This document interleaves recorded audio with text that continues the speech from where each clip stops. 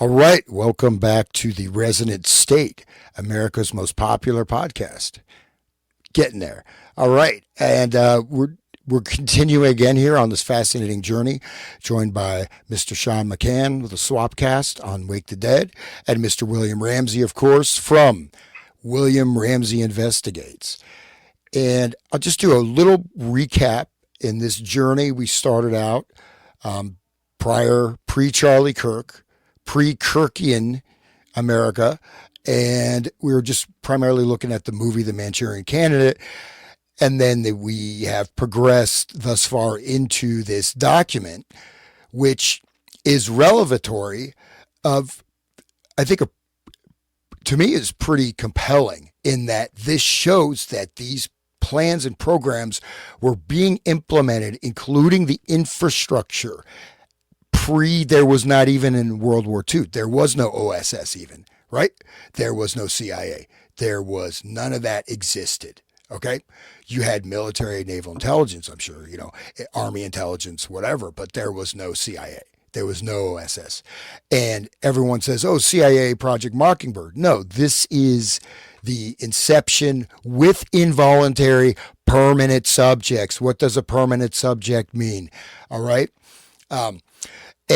And one last thing, I just throw this out there just because I kind of went on I'm trying to recover from my deep dive into Russ Didzar, who's just would have been just down the road from me here in Ohio. And another guy, Wilfred Wong, right? And he is the number one investigator of SRA in England, as Russ Dizdar was, in the United States. And the one thing two things are pretty compelling. Both of them independently came to the conclusion that this is, in a sense, a movement towards a infiltration and a takeover with many, many cells.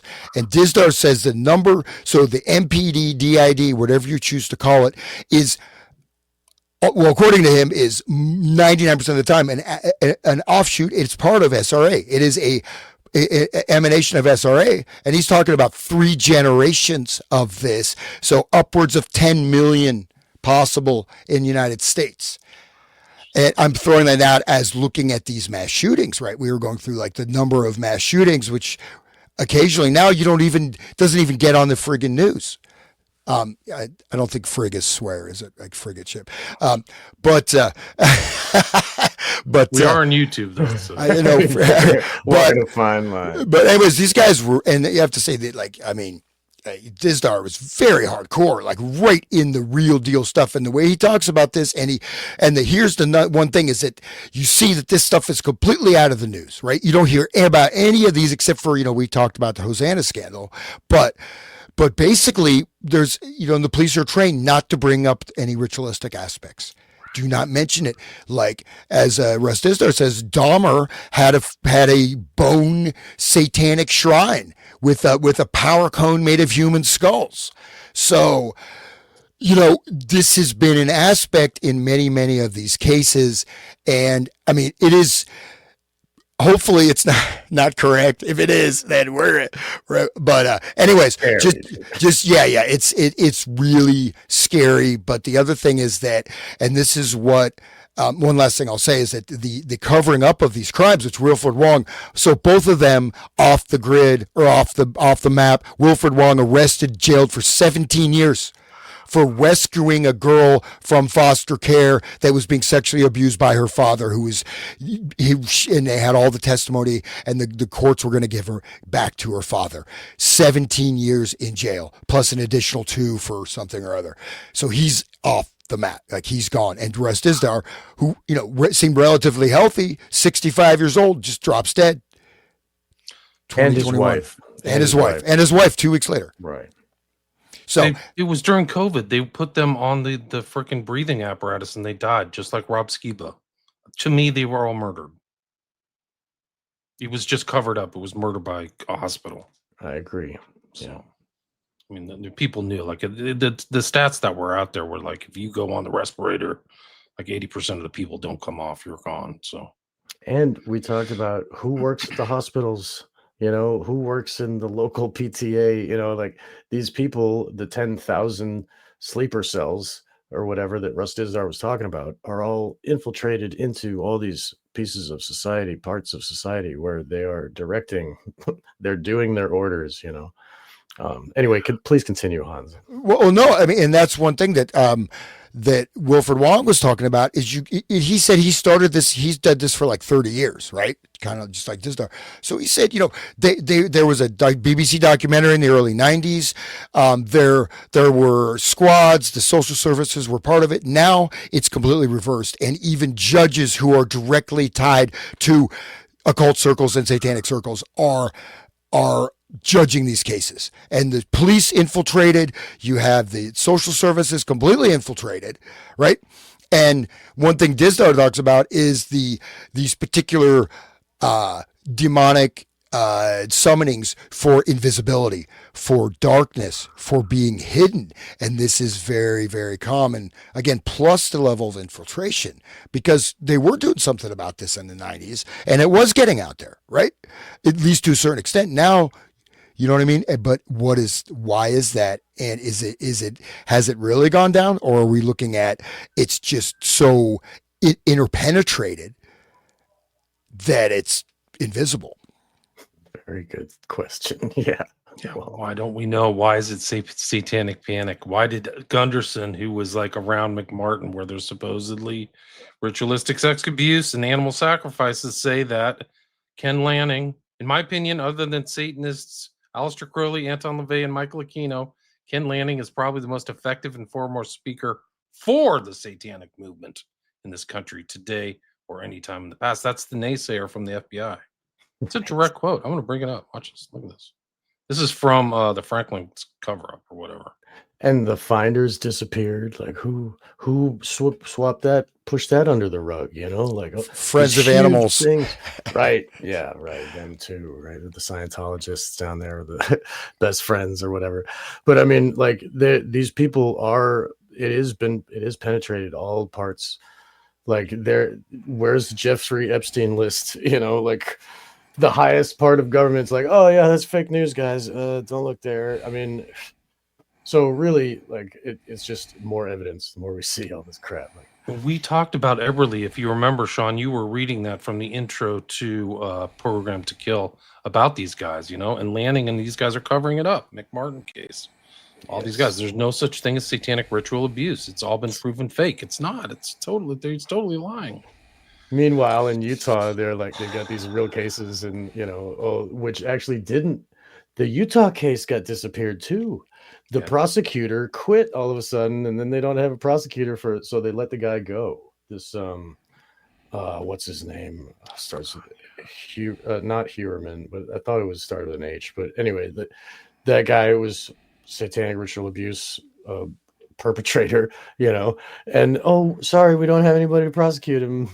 Just let him go. Like, what the hell, dude? That's not justice at all. And it's obviously like built that way. The whole system is built for that, you know, like. Yeah.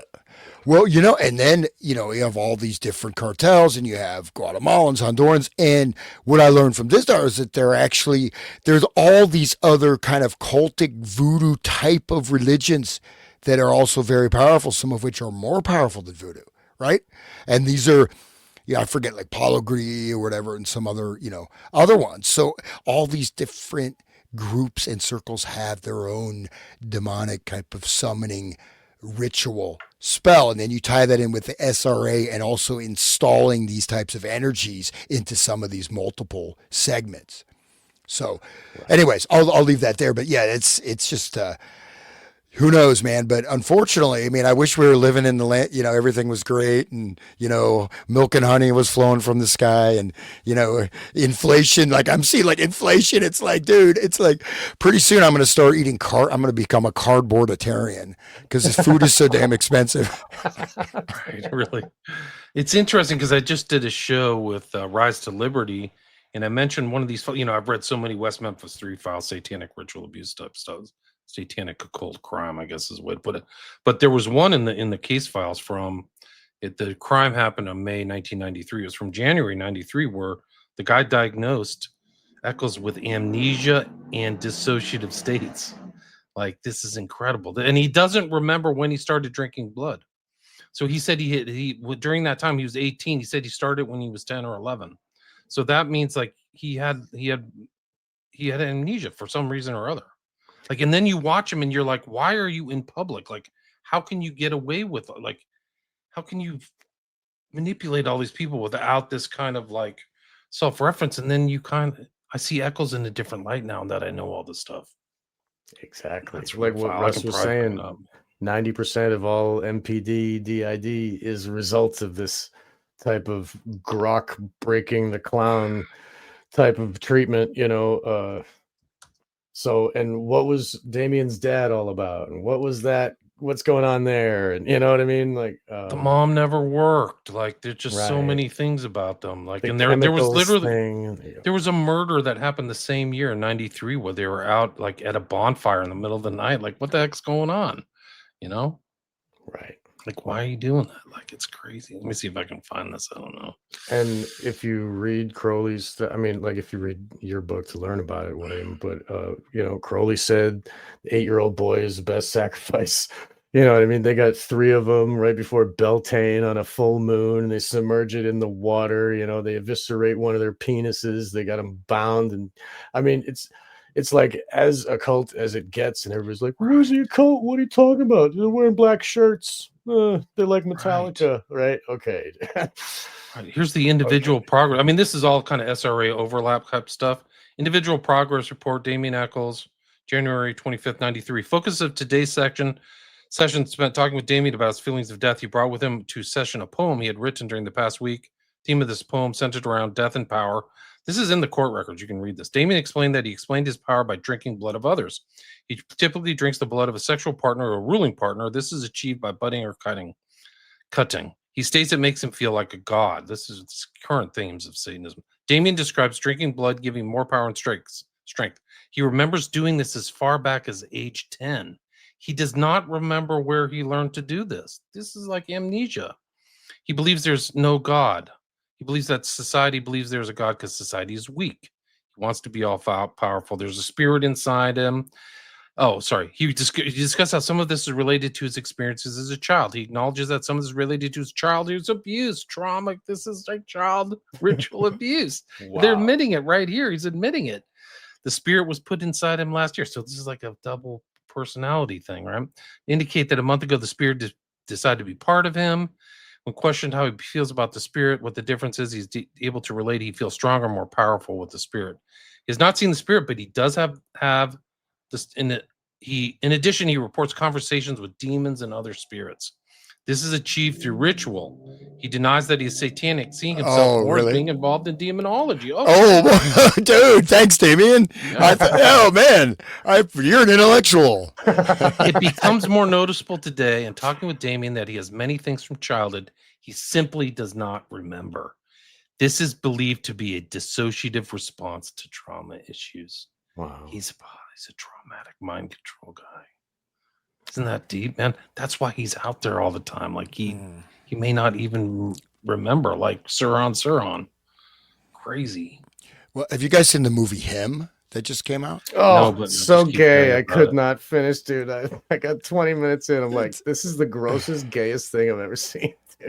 Dude, when they're like, I watched it twice, bro. What are you saying? Was it streaming?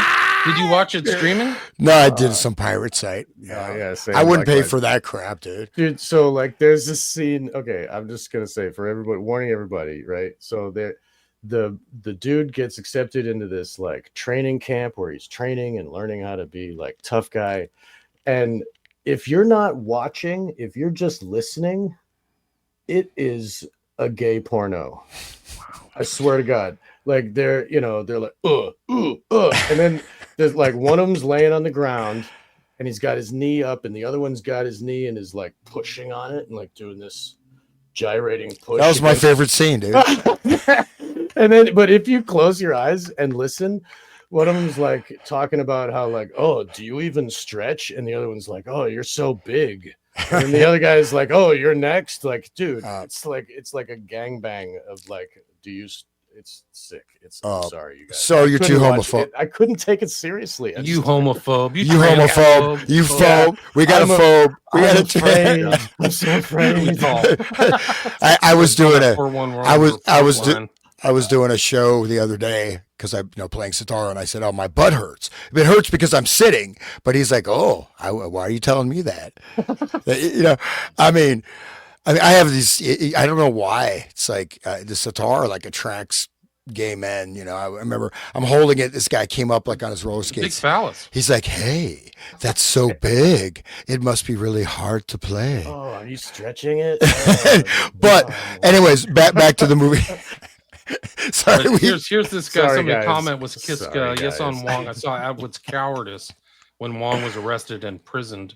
He acted like Wong never existed. Such a compassionate man. I've watched everything I can with Wong. Yeah. So. No, he was a real hero, and he really completely just. And the thing was, he was so clear, right? He was so, and he was just absolutely, fearless and so compassionate, and so I mean, and that's an insane prison sentence. Even if you did take the kid from, they got these Somalian rapes like 20 people. Oh, one, slap on the wrist, go back out and do it again. They let people go for serious violent crimes, and this guy's 17 years, no one was injured. Now, supposedly he did hold a knife to the social worker's neck, but then who knows if that happened or not? But 17 years, dude.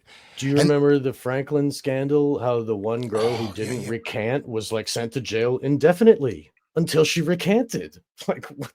That's right. What? How are you going to get truth if that's how it's happening in the courts? They're in on it. That's the power, baby. That's it. Yeah, but so anyways, the movie Him, it doesn't really have a plot, but basically the guy is a up and coming football player, ends up, gets his head injury by this guy wearing a weird demon mask, and then turns out that he just as Sir Nunos, basically. Yep, exactly. So anyways, when he gets with this guy, he's staying in this guy's huge compound. The guy's wife is out of town, whatever.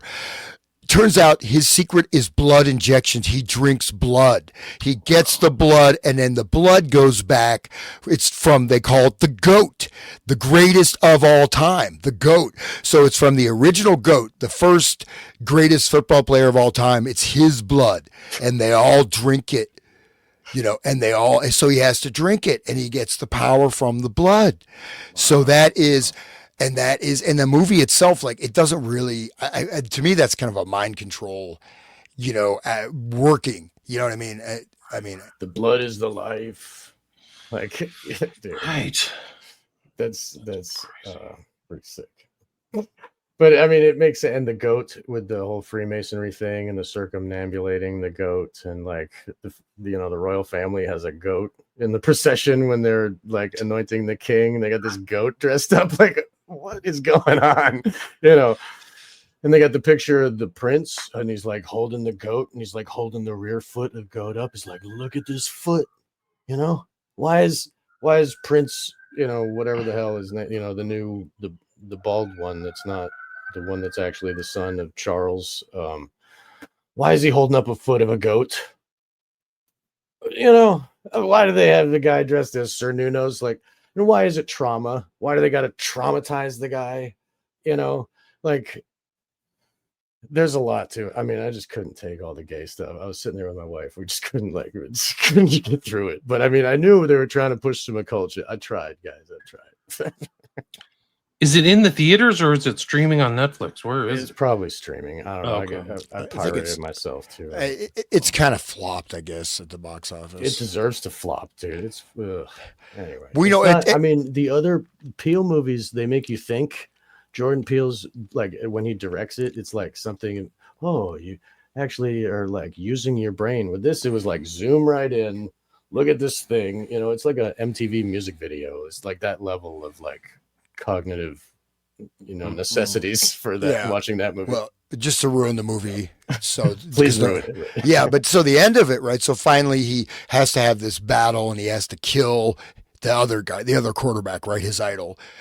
He goes out to this open courtyard, and then there's this big pentagram, and then there's a book of blood he has to sign, and then all the team owners, whoever they are, and all the media people, they're all wearing different animal masks, right? Right there, Of course. And then but then what he does is he takes a sword and kills everybody. And then he just walks away. So, but then the question He's is, James T. Kirk. He fucking does. He goes against the rules. I'm sorry. well, no, but then the question is, the thing is, it's not, is he actually redeemed, or is he just now he's a killer, right? Because you know what I mean? Because he literally kills every single person there. That was the initiation. Now he's the greatest because he kills everything. Right? Yeah. So it doesn't imply that he's not going on that path. He just wants to get a higher level on the pyramid. Right. It's just like the gladiator becomes a good spectator, and then he survives the sport. You know what I mean? In the Roman times, like if you put on a good show or whatever, and the people like you, then you don't get killed, and you get to do it again, and then you become the best killer. Look, I'm the killer guy. It's just like Full Metal Jacket. How can you make somebody turn into a killer? Like, oh, real good character arc there. Like, oh, he's satanic now. Whoopie-doo. He signed the book. Yeah. What does that do to the audience members too? Think about the audience members. It's like that, even one sentence, dude. It's like, you just have like a log line describing a movie. That's like an incomplete sentence. It's like 3 words: drinks blood, kills him. It's just like, that's it. Times evil book. Right. It's like there's. Yeah. All right. That's how many that's 80% of Hollywood right there. But anyway, that's the secret, guys. The secret to Hollywood. Make it revealed, exposed. Have it be vampires in one sentence. Dude, The Secret. Do you read The Secret? If you're not rich, Oprah says, because you don't think positively. Right. That's why she's a billionaire. That's why I have to eat cardboard. Oprah drank the blood, and she wrote in the book too, dude. Oprah, part of that whole satanic panic, covering it up and shit. She had Aquino on there, and she's like, "Oh, tell me, what should the people think?" And then he goes, "Blah blah blah blah blah." She like, if you listen to my show, listen to Carrie O'Lie talk about what Fupa Winfrey is really about. Like, oh my God, she is. She's like a high priestess. High level priestess. Wow. Yeah. That would make a lot of sense. Yeah, dude. Makes perfect sense. But we don't need to talk about that now. We're on YouTube. Well, nothing's happened yet. I haven't been kicked off, so we're still streaming on my free channel. So we're doing good, guys. We are masters of our own world.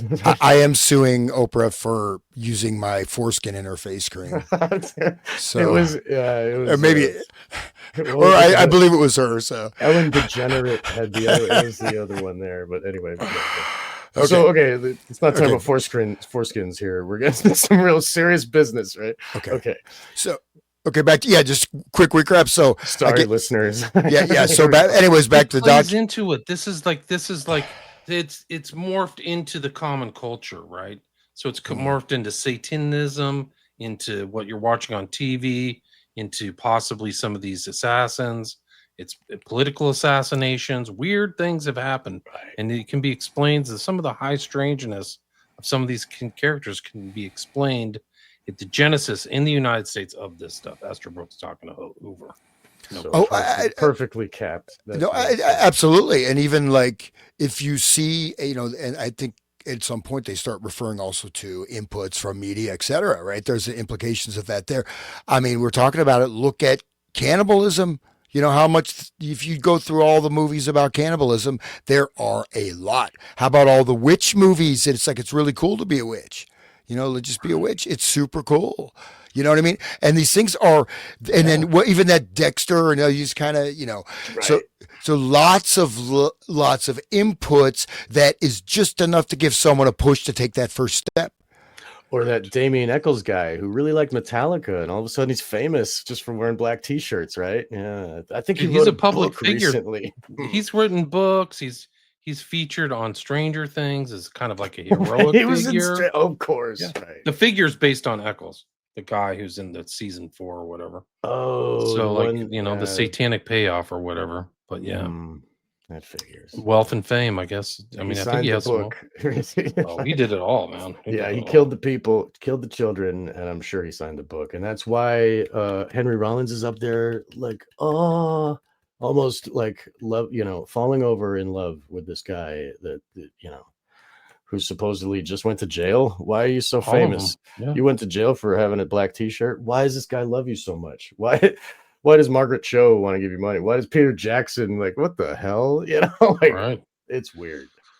It's a hard one because you think at first glance this is just a natural good feeling, like, oh, these guys really have a generous spirit for this poor little guy, and then you go, oh crap, I'm in Rosemary's Baby, and all these people are witches, all of them No, witches, bro. All no of them doubt, It's like dude. the horror Yes. of Rosemary realizing, Yeah. oh, Well, no, Right. it's like They Live kind of, suddenly, and Yeah. then, if you start, but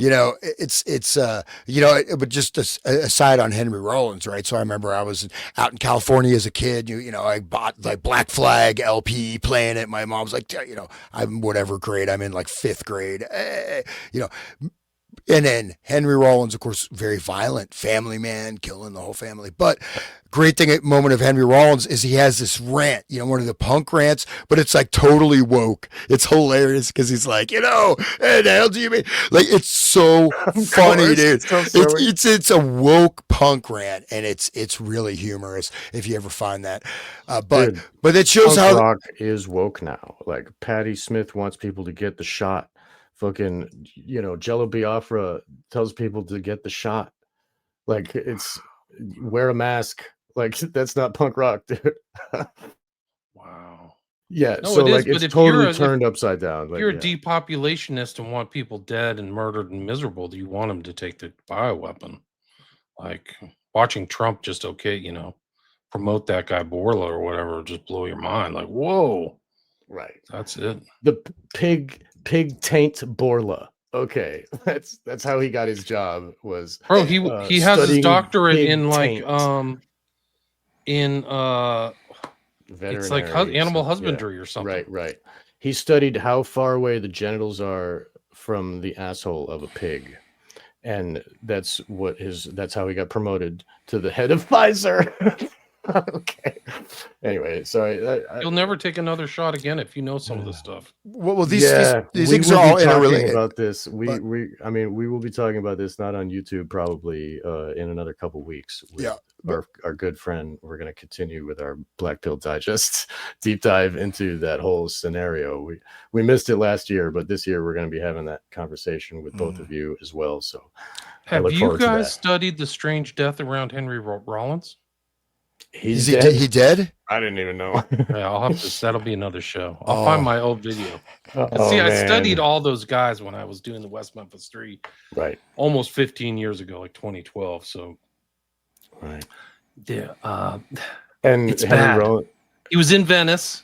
He was with his roommate, and they supposedly got jumped by two black guys, and he luckily dodged the bullet, but the other guy got shot, and then they got away and never got busted. The people who supposedly did it. And then the father's like, I don't believe in her own story. I'll look it up. Like, it's crazy. Wow. Yeah, it's bad. It's really bad. So he was involved in the murder of another person? I didn't say that. I said that there was somebody who was murdered. Oh, wow. And supposedly the black guys did it, right? Wow. Kind of like Amanda Knox, Right? Or like the other one, like the or John Benet Ramsey, like the or that's what these white people do right away, man. Or the did it. Or the swastika in New York City that was painted. Right. They got the guy. MAGA country. He's got his long forelocks and the hat and fedora and spray painting the swastika. Oops. When I made that video about Henry Rollins, man, people went just apoplectic. They were so pissed that I would even question the validity of Henry Rollins or whatever. I'm like, dude, he's supporting Eccles. Heroes are tough to break. Like, that's what, talk to Mark Devlin and he'll tell you, like, no heroes, no more. Like, if you look into any of them, they're all bad. Like, I was trying to hold on to Roger Waters for a while, and then he was like, Roger Waters said that Bill Gates is a hero. I was like, oh, There he goes. Like no more heroes. But anyway, It happened right before Eccles in '93. Look up the murder of Joe Cole, Cole, and on Reddit it says Henry Rollins. Is any of this true? wow. Yeah, it's bad. So that makes sense. And if you we talked, I spoke with Brett about these tapes. Albert, he's like a Hollywood guy who like grew up with all these Hollywood types, and he was talking about how Alec Baldwin helped like cover up Oh yeah, no, I remember that show. Alberto, some else. Oh man. And Dude, there's the when you darkest hear stories it's in Hollywood. It's so dark. Everybody has to murder somebody to like. It's So like dark. Yeah, really. So Yeah. dark. When he like supposedly shot that woman on Rust or whatever, one of the most interesting things to watch about Baldwin is watch the interview he did with Stephanopoulos, where it's like a political cover up. Like it's amazing, like the skill of in my opinion, in the propaganda of what he's doing for Baldwin. Like they made it go away, dude. Yeah, and then he tried to sue the people who were putting him on trial. He was like, "How dare you?" Yeah, art of the personal story. Rick Rubin was with Henry Rollins at the apartment the day before, the same day his roommate got shot. Where Henry Rollins said it was kind of his fault for having a fancy car. Weird. Rubin is super processed church. I didn't know that. It would make sense, man. I mean, Rick Rubin. I mean, who he promoted. Oh, right. You know what I mean? And super dark story. Just kind of a major tangent. But one thing is like, so I remember, rap. There was sort of a nice, some kind of creativity in rap. You can still kind of hear that, back, God knows, 80s, right? Suddenly gangster rap, right? And basically this genre of music, no genre of music has lasted this long, even remotely this long in American history. Okay? Seriously, think about it. Like you have now 50 trap music to play in the cell house. Like they got, I mean, go ahead. No, but I'm saying like this rap and this particular style of rap, right? The gangster rap and this kind of real. It's branched out. I was saying it more. Oh yeah. But I mean, it's branched out, but still that style, right? I mean, you've got think about 50s rock, right? So when that was current, yeah, I mean, people still like to listen to Elvis or whatever, but as a living genre, that lasted what 4 or 5 years. Even psychedelic rock, this was current. Now people can retread, but it's not. You know what I mean? There's certain things, styles will come and go. Disco, even funk. I play funk, but then funk had its heyday at a certain period. But this particular thing has just subsumed almost all of music for like 30 years, man. With only de-evolution, like straight up de-evolution, man. And if you look at the state of it now, you got Lil Nas X. We were talking about that with the Cleapot stuff. I mean, how they've devolved it into, selling 666 shoes with human blood in it. Like, why you got to do that to be famous? Like, you know what I'm saying? It's really Anyway, and then and P. Diddy gets away with it, like his whole rap scene, like that whole thing, like. Why does he get like that's fine. You let him go. It's fine. Just Epstein. Oh, he's dead. So got to be careful or whatever Bill Gates said. Like, oh, he's dead. Got to be careful. Like, what is that trying to? What the higher order is watching, and if you do it wrong, you'll be dead too. Is that what Bill Gates is trying to say?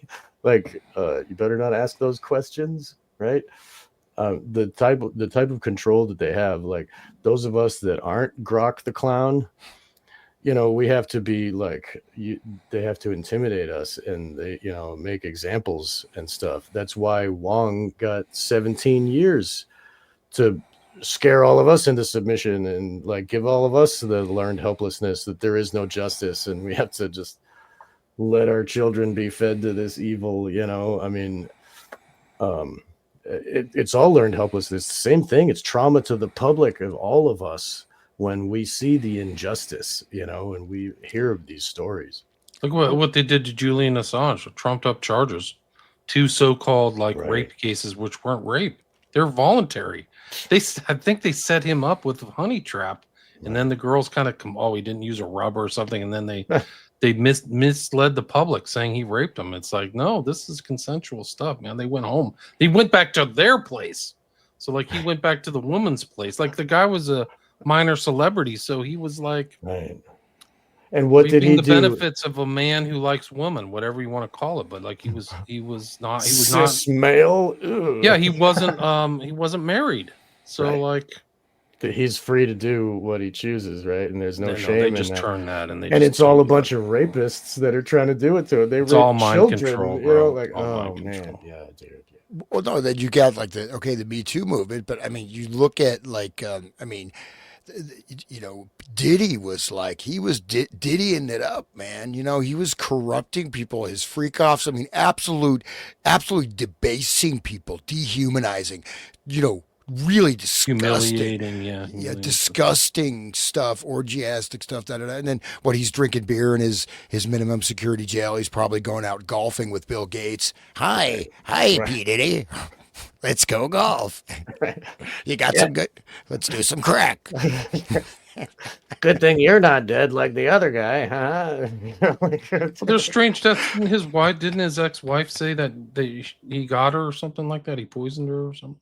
Well, oh, right. His first wife, she died of this weird pneumonia that happens when you get aspirated baby oil in your lungs. Interesting. And baby oil is the implement of, you know, so like baby oil is, and also there was Brittany Murphy died the same way, and all these other celebrities. All of a sudden, it's like, whoa, that's weird.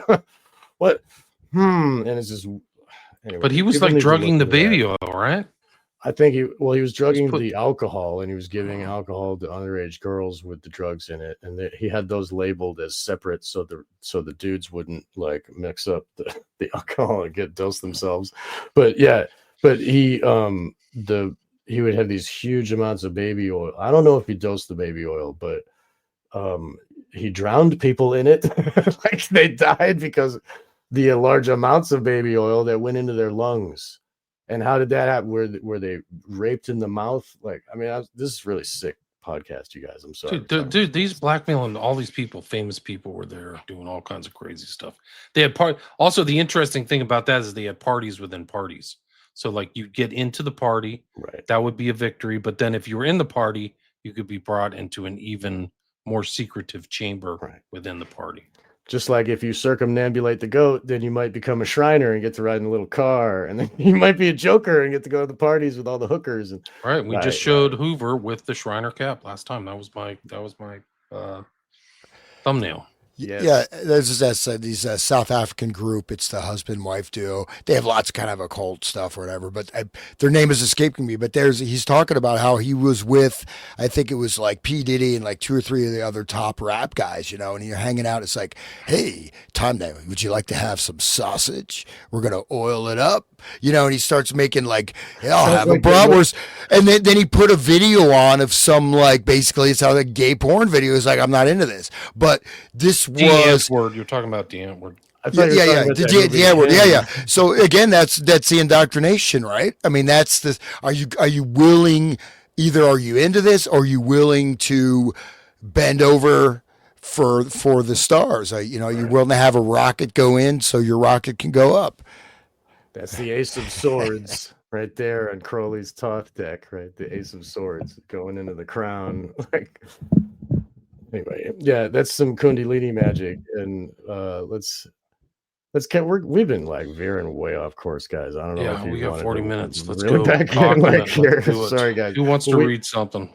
We have been on this document, George Hoban Estabrooks document, where he is like, it was FOIA'd in 2017.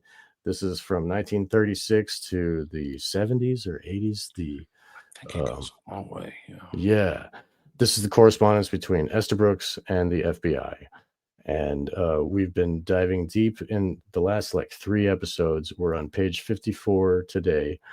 William, you picked a few good pages.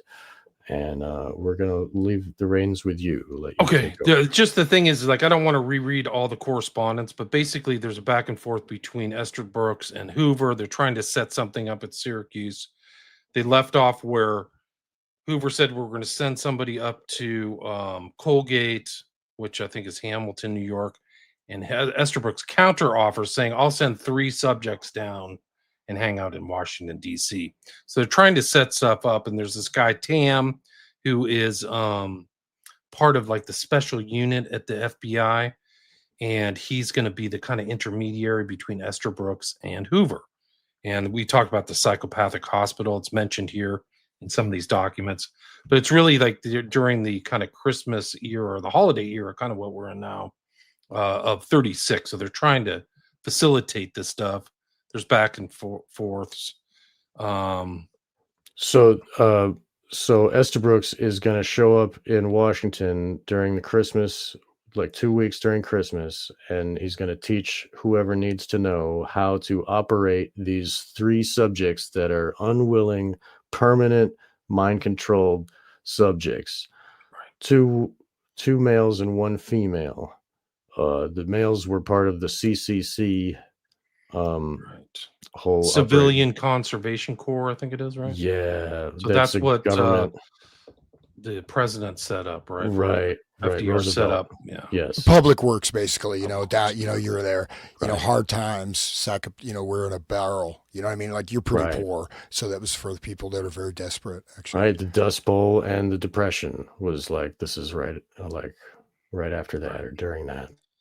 And it's really something else. Like, there's his own correspondence, like in his own words. This is him from Hamilton, New York. Dear Mr. Hoover, just talking about the Syracuse group. He's like talking, and this is his own handwriting. We have outlined a very careful technique with which to approach this whole matter, drugs included, and I think I may count an excellent cooperation. So we can count on excellent cooperation. Getting this underway with this Hildreth of the psychopathic strap, which they got rid of that terminology, but it's this document is just incredible. Dear Esther Brooks, like, these are direct things between the holiday visits, things like that. December 10th. I think my thing was 68 was kind of where it gets interesting. There's a back and forth. There's bad weather. Coffee can't, you know, make it or something like that. I'm not certain if Thursday appointment. There's Western Union back in the day. That's how people sent stuff. They didn't have emails. They literally had to go to like Western Union. But the correspondence is actually kind of interesting. But Course in Hypnotism by Mr. Q-Tam. I looked him up. He was like the special laboratory guy. So he's going to receive instruction.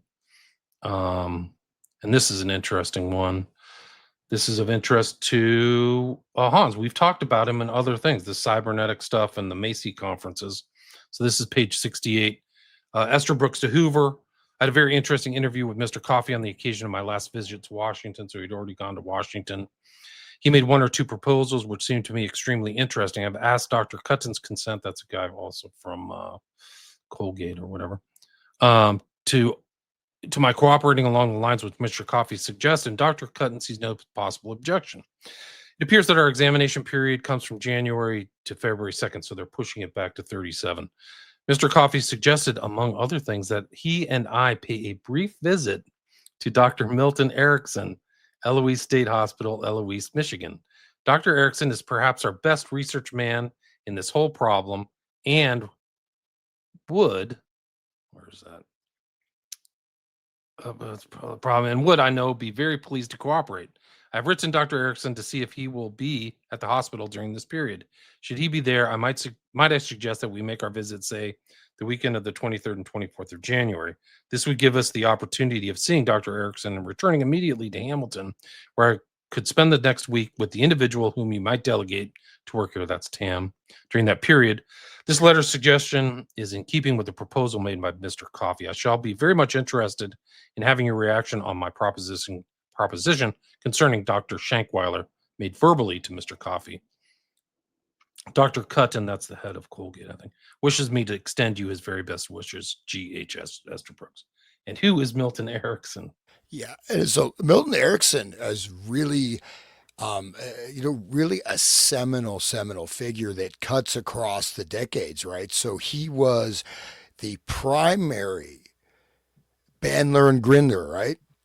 Richard Bandler out there just doing cocaine with a bunch of the CIA guys. The CIA guys would all hang out with Bandler. They do tons of coke, hang out at a swimming pool, and he would teach them NLP.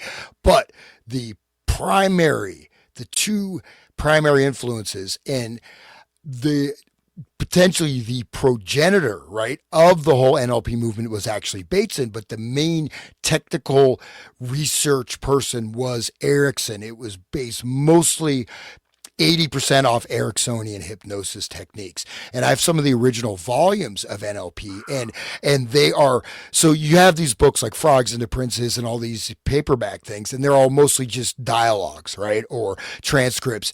This one is all scientific, these volumes, leather bound. They're all like flow charts of the brain processing written in like code, A plus B, all equations, particular equations that can be actually fed into machines too, but equations of how to, all these different things, induce trances, create these different states, create anchors, create triggers, all kinds of stuff, anything you can imagine, right?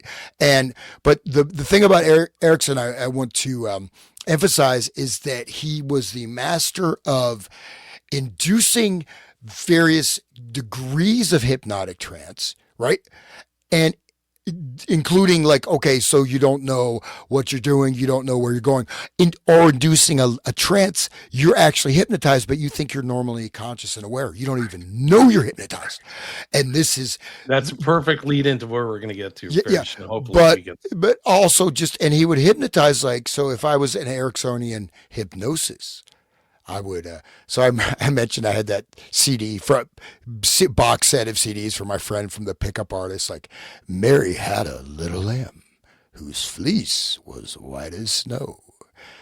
Or like, hey, have you ever? I really feel like it's. Let's get naked. No, that's not good. Like something. Not like that, but embedding, hello, it's nice to see you, and it's great to be here. And so let's go find a particular way that okay, this is not, obviously I don't know Ericksonian hypnosis, but basically in a lot of times he'll talk and it won't, you ever hear some people talk and it's kind of like, almost seems kind of like, you can kind of follow what they're saying, but it's kind of, not word salad, but seems kind of disjointed or whatever.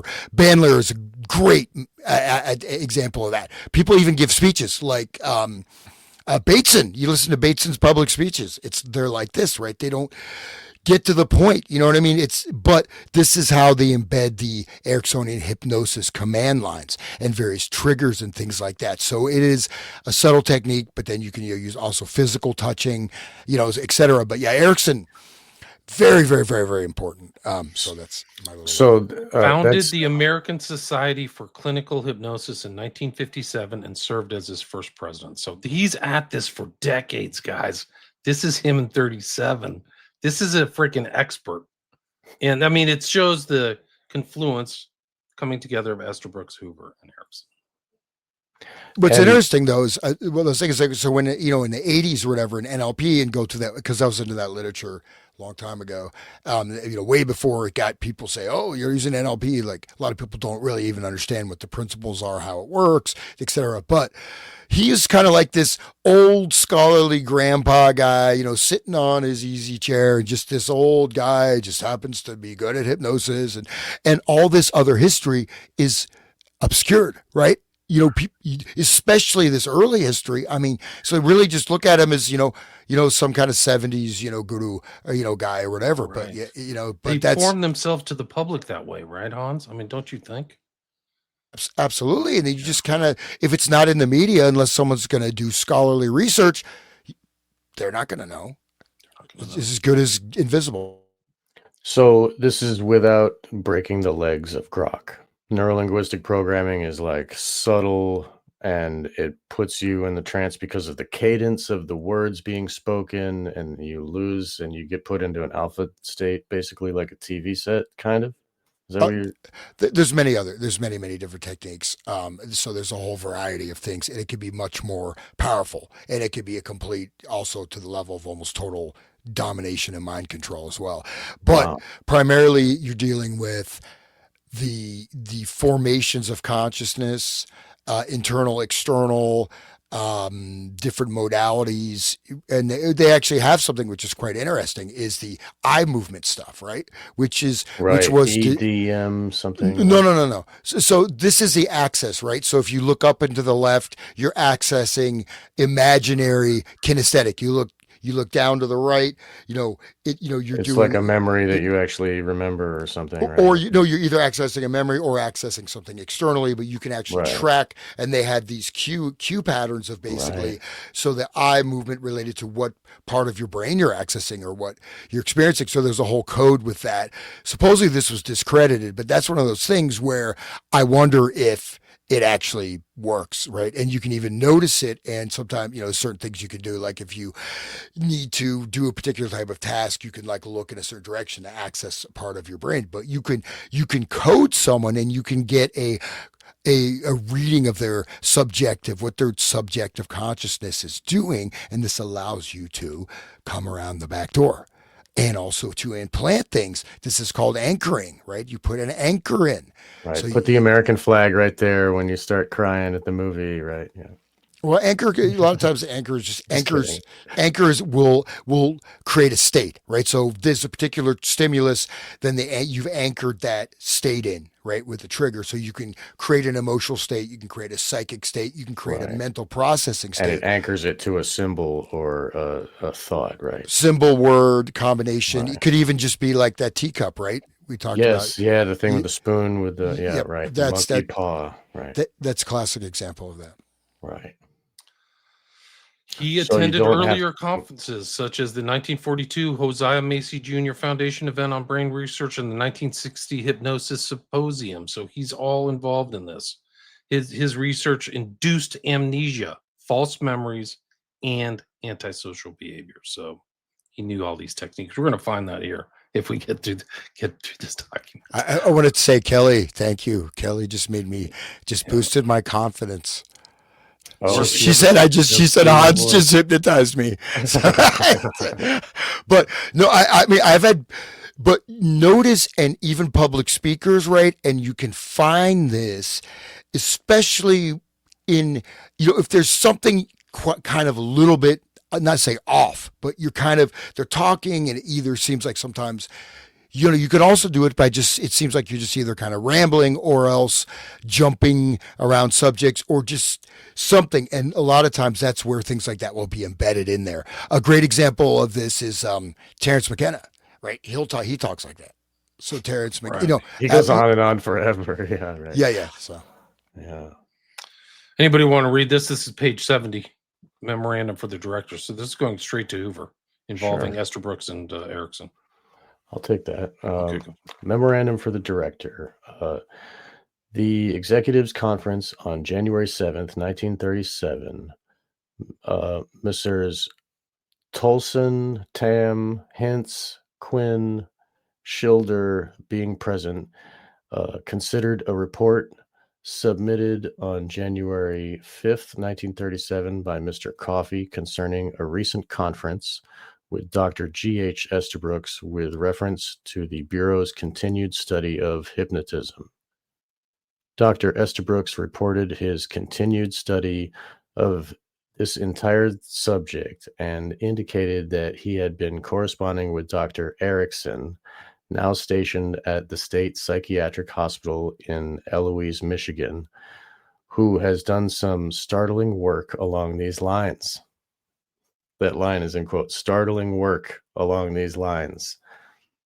Dr. Estabrooks recommended that because of the inability of the Bureau to employ any of the three persons previously suggested by him. Now, these are the total slaves. Their minds can, with the flick of a finger, they do anything they're told by Estabrooks. These people are total mind control slaves. That's who he's mentioning here. Okay. With the inability of the Bureau to employ any of the three persons previously suggested by him, possibly special instruction could be afforded to Mr. W.N.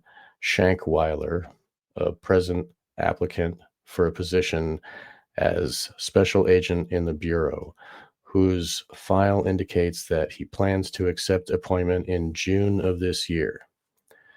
Mr. Coffey did not feel that Shankweiler should be given any special study if appointed.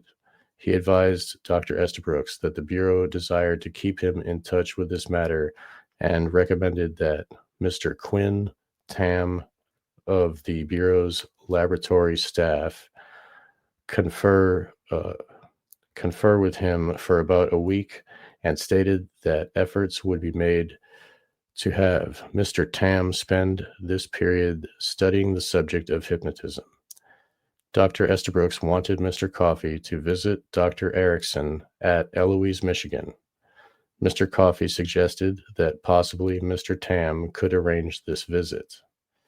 The executives conference agreed with the recommendation that Mr. Quinn Tam be authorized to proceed to Hamilton, New York, to spend a period not exceeding 1 week to study the principles of hypnotism and meeting and conferring with the various members of the Syracuse group.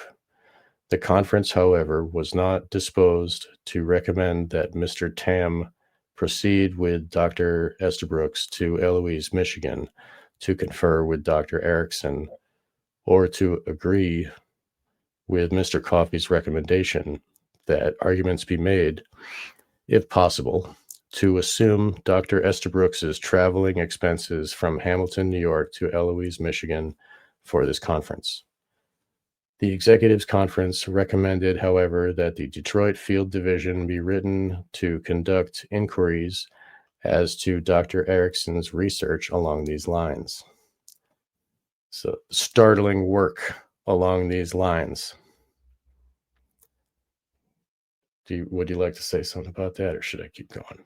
Eloise is a suburb of Detroit, so it's basically back when But Detroit was a semi-functioning city. But I just want to call attention to there now it looks like everything was in place to get those 3 people in DC, but to make sure they have no connection with the Bureau. Exactly. So yeah, and suddenly they just like, and again, this is happening pretty quickly. So there's nothing in between saying, okay, we can't proceed as planned. We just have to make sure that it's not connected with us. So this is right here, it looks like they already had brought them there. It's already set up, but now it's like, oh, we couldn't do it. You know what I mean? So I think that's just, I don't know. To me, that's, it may have happened. Fishy. Maybe this is just baloney. This is a classified doc. Some of the scribblings on this doc are interesting. It shows how many people looked at it or signed off. You can see their signatures, and it goes to Tolson, and it's supposed to go, I think, to J. Edgar Hoover and all these other bigwigs at the FBI. So Clyde Tolson actually signed it, so totally involved in all this stuff. It just is just another one. They're setting up a conference. They're just notifying people. This is the 5th. There's kind of an interesting thing on this. It's basically Dr. Estabrooks stated 2 experiments have been conducted using nitrous oxide, but they were not successful in hypnotizing the subject while under the influence of the anesthetic. He attributes the failure, however, to the particular subject used, pointing out that he was a chronic alcoholic and of a very nervous temperament. Dr. Estabrooks stated that it was necessary to slow up further actual experiments for 2 reasons. 1, the extreme difficulty of him getting to Syracuse in the winter weather due to the impassable condition of the roads, and 2, the desire of the group to research a little further into existing literature before proceeding with other subjects and experiments. So it's just kind of, let's see. Estabrooks also informed me that he'd been corresponding on the subject with the Dr. Erickson. So they don't know the importance of Erickson. Maybe Erickson isn't as important yet. Now stationed at the State Psychiatric Hospital at Eloise, Michigan in Detroit, that Erickson has recently done some startling work, like you mentioned, in connection with a criminal subject who's the victim of amnesia. According to Dr. Estabrooks, Dr. Erickson was able to get the subject to recount his entire past history, including his criminal activities, all under the influence of hypnotism. And then they mentioned the 3 guys, like you mentioned, the mind control slaves. Dr. Estabrooks stated that in light of the inability of the Bureau to employ any of the 3 persons whom he previously named to be used as experimental subjects here in Washington, he had an alternate suggestion to make, namely that he would give some special instruction to Shankweiler who's now a professor of classical literature at Colgate, and who has an application for appointment as a special agent before the Bureau. Estabrooks pointed out that Shankweiler would then have the special training in the event he enters on duty with the Bureau as a special agent. I have since examined Shankweiler's personal file, and it would appear it has been tendered an appointment as special agent and plans to accept in June of 37. Hypnotic work, further possibilities. Estabrooks apparently reconciled himself to the fact that the Bureau could not now appoint any of his devotees on the subject, and was of the opinion that one of the laboratory staff could help keep in touch with the situation, particularly if he made a study of the principles of hypnotism. Employee visited him in Hamilton. Estabrooks also very anxious that I meet more with the Syracuse group. And this is kind of just correspondence. They're trying to figure everything out, going back and forth. But I think the next one was 76. But this is all really important. Like they're just corresponding, like familiarizing themselves with each other, Hoover and Estabrooks. But I think the next one was 76. It says, in connection with the Bureau's study of various methods for the detection of deception, it has been reported to the Bureau that Dr. Erickson, now stationed at the Psychiatry Hospital, Eloise, Michigan, has recently made some extensive studies and experiments in the field of hypnotism. According to the information given to the Bureau by Estabrooks of Colgate, Dr. Erickson was able to cause a victim of amnesia to recount his entire past history, including his criminal activities, all under the influence of hypnotism. I mentioned that, so it's pretty interesting. So these guys are going back and forth. They're trying to get to Utica. There's bad weather. And I think the next one was 81, I think is where it starts. I think this is summer vacation, psychological tests, serious regards, Estabrooks to Hoover. I think the next one is really 85. So just more correspondence. They're trying to get together. Yeah, this is it. Anybody want to read this? This is like the Russian hypnotized trial. This is 37, guys. This should be you. You should read this, Hans. Can you read that? Yeah, let me make sure I'm on the right. Okay, this is 85. Yep. Okay. So this is a for those listening on the radio. This is a copy of a newspaper clipping. So here this is okay. 17 Russians hypnotized at trial. Charge. London, January 27th. UP. Mass hypnotism, a mysterious truth drug, and an epidemic of mass confession were advanced by newspapers today in their efforts to explain the statements of 17 men on trial for treason in Moscow. A Warsaw correspondent of the anti-communist Daily Mail described in detail the alleged mass hypnotism of subjects. They were put in a big, brightly lighted room, forbidden to talk for a few minutes, then confronted by a hypnotist and assistants. The hypnotist, the correspondent said, faced the subjects while attendants turned off lights except for spotlights at which the subjects gazed, and then a monotonous speech sent them into a trance. The Daily Express and Morning Post, also anti-communist, inclined to the truth drug idea, but a post-medical correspondent recalled, as a simpler explanation, the occasional epidemics of confession in schools and institutions after religious meetings. Right. So these reports are being bandied about. Pretty interesting. So they're blind. They're putting a spotlight in their eyes like a deer that's on the highway, and like a car's coming at it. Like they're trying to access that type of freeze response, the dissociation, right, with the lights and this is like a rock concert. I mean, didn't Taylor Swift have everybody do that at her concert? Right. She probably had spotlights. William, could you read the next one? His handwriting is a bit tricky for me to decipher. Well, I don't know. I'm not going to, those aren't, to me, they weren't relevant when I went through them earlier. They're still kind of going back and forth. They're just trying to get up to Hamilton. I think the next one I had was 101. Another letter, Estabrooks, Hamilton, hypnotism, criminal field. I'm on page 91. That's where I'm at. And but you just see the scribblings. These are going back and forth, and all these people are getting them. They're like putting their signature on there. There's Hoover back to Estabrooks, Estabrooks to Hoover. They're talking about like summer vacation and stuff. Probably coded language, probably like, oh, maybe. I got your napkin on my pizza. All right. There's a proposed trip to Tam to go north. There's a mention of Rockefeller case, Enrique Garcia. I don't know what that is. As the contemplated visit of Mr. Quinn and Tam to Hamilton, New York, February 37th. So they're trying to arrange it. It's not happening. Mr. Tam of the technical laboratory informed me of the courteous manner which he was treated while visiting at Colgate. So we made it. That's the assistant to the FBI.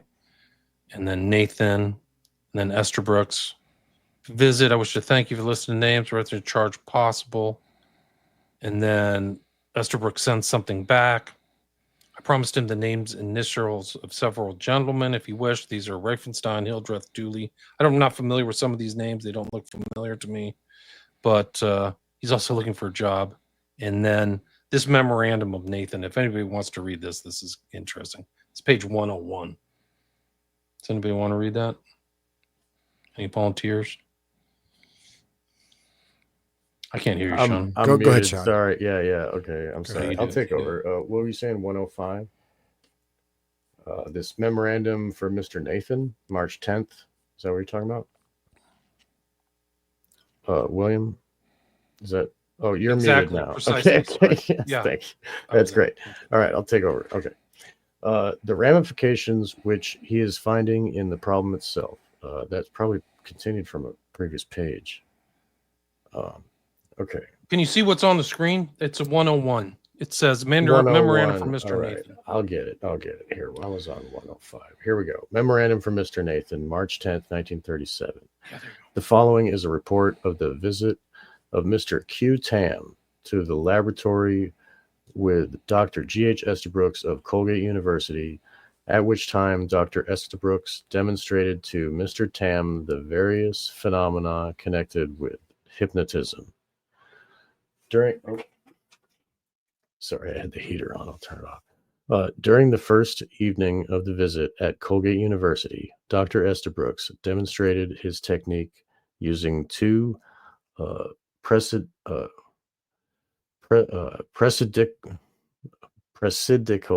pre-medical.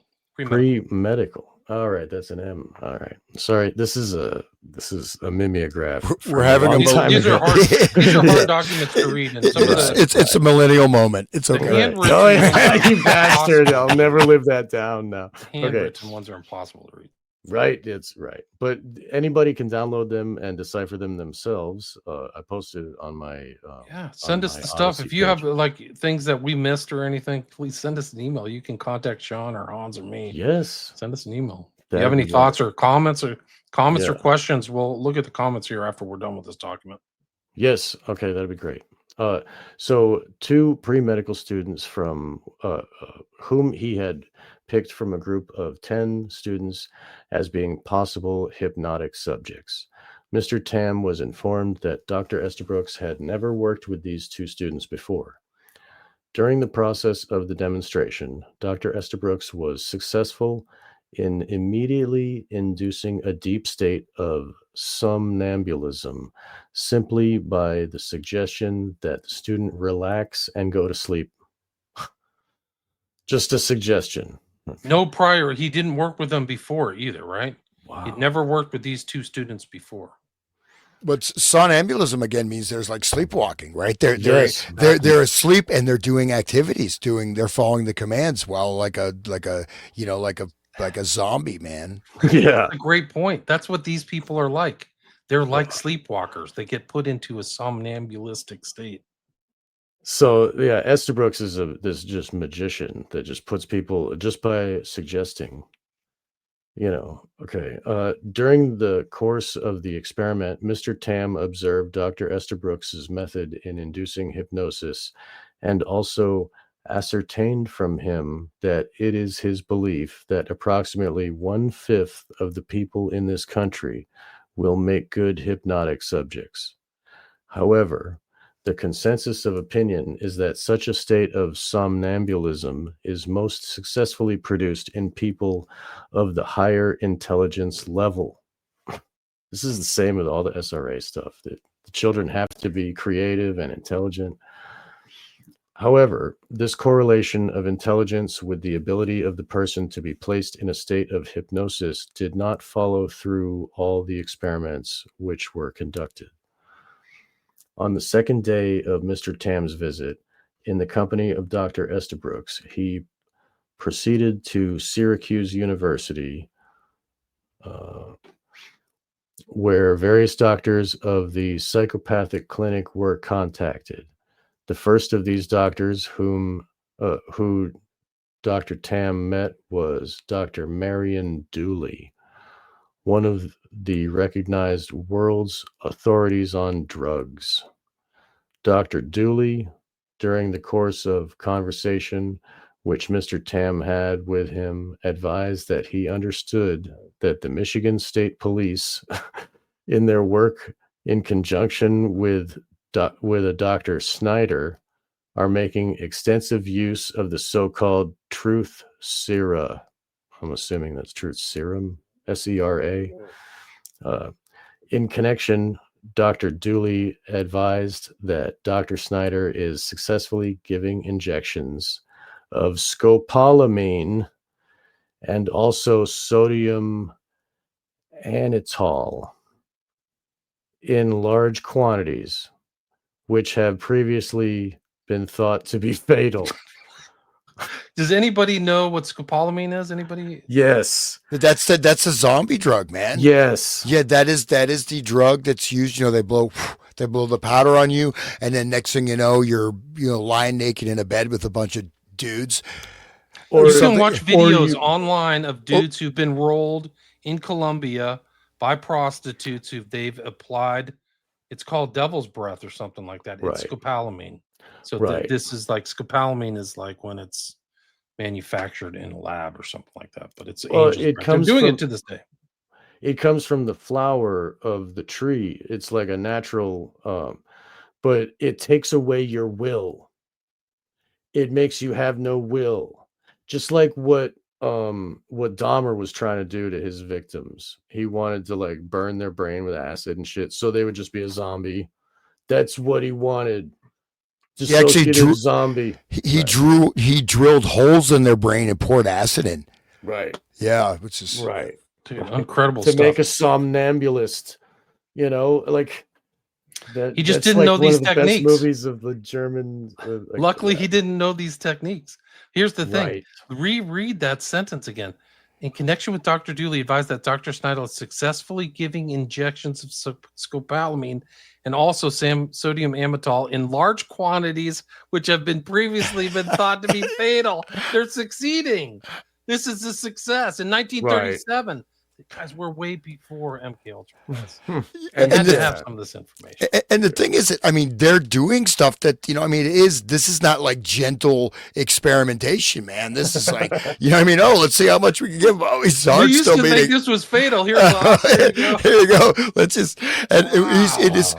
So, and where do they get the in a scientific environment, right? Scientific. The psychopathic clinic. Who's the psychopath, right? Yeah. Is it the doctors or the freaking patients? Yeah. Well, but sodium amytal, it is, it's a very powerful barbiturate, right? It's a central nervous system depressant. Right. And a lot of this stuff, right? A lot of this sort of you could say the hypnotized, transformed world we live in is because of when you have everything with your parasympathetic sympathetic nervous system, the central nervous system can control, right? That becomes a controller where you're just literally on the surface of your life and your central nervous system is moving. So in a sense, this is and it also affects brain hemispheres, right? So sodium amytal mixed with scopolamine, man, that is a hard. This is a very hardcore drug, man. You know what I mean? This is not sodium pentothal, right? So amytal was the Eli Lilly. I guess it's not available anymore. If anybody has any, Probably because I'd it's like fatal. to. I'd like to try it. No, I'm just kidding. Yeah, right. Yeah, let's try that. Split your hemispheres. No. You know, but I mean, it can And be. previously thought to be fatal. That's Right. But I mean, what this is right. That's the whole thing. People have to understand how important classification is to a functioning society based upon freedom and liberty. None of this stuff was ever publicized until 2017. The guy at Black Vault found it. So Greenwald or whatever. So this is like incredible what they're doing, but the public never. Historians probably didn't know this. I would like to find a historian who actually has this information in their books about. There's no books about Estabrooks. There's his books, but there's very little about Estabrooks outside of McGowan or some of these other characters. Maybe it's in Operation Mind Control or the Search for the Manchurian Candidate. But Boer, like, yeah. I don't even think this. I've read Operation Mind Control. This information isn't in there. Yeah, no, this, yeah, but also, Sarah, right? Que sera, right? So truth sera. You know what I mean? They may be making a reference to that que sera. You know what I mean? Like whatever will be, or like basically, in that way, like it's like we get to. I mean, maybe this is a bit of a leap, but like que sera. Well, we just injected him with like this, 20 different drugs that are like even in small doses are incredibly powerful. Oh, he's still alive. Que sera, true sera. So I think there may be a little because of course they know how to spell serum. Right. And the reason they're using that word, and that's a Latin reference, right? Que sera. So I think that's indicative of also their cavalier attitude towards their subjects. But this is it. They're using hypnosis and drugs together at very early at 1937 in a clinical environment. So do you mind continuing, Sean? No, I'd be happy to. Let's see. Okay. Dr. Dooley advises that. Oh, here, let me turn off the heater 1 second. Dr. Dooley advises that he understands that Dr. Snyder of the Michigan State Police is being extremely successful in his use of the so-called truth serum. So this is a cop doing this to people, like inject. Oh man. Okay. Yeah, finish the sentence and read it. I'm sorry. Okay, here we go.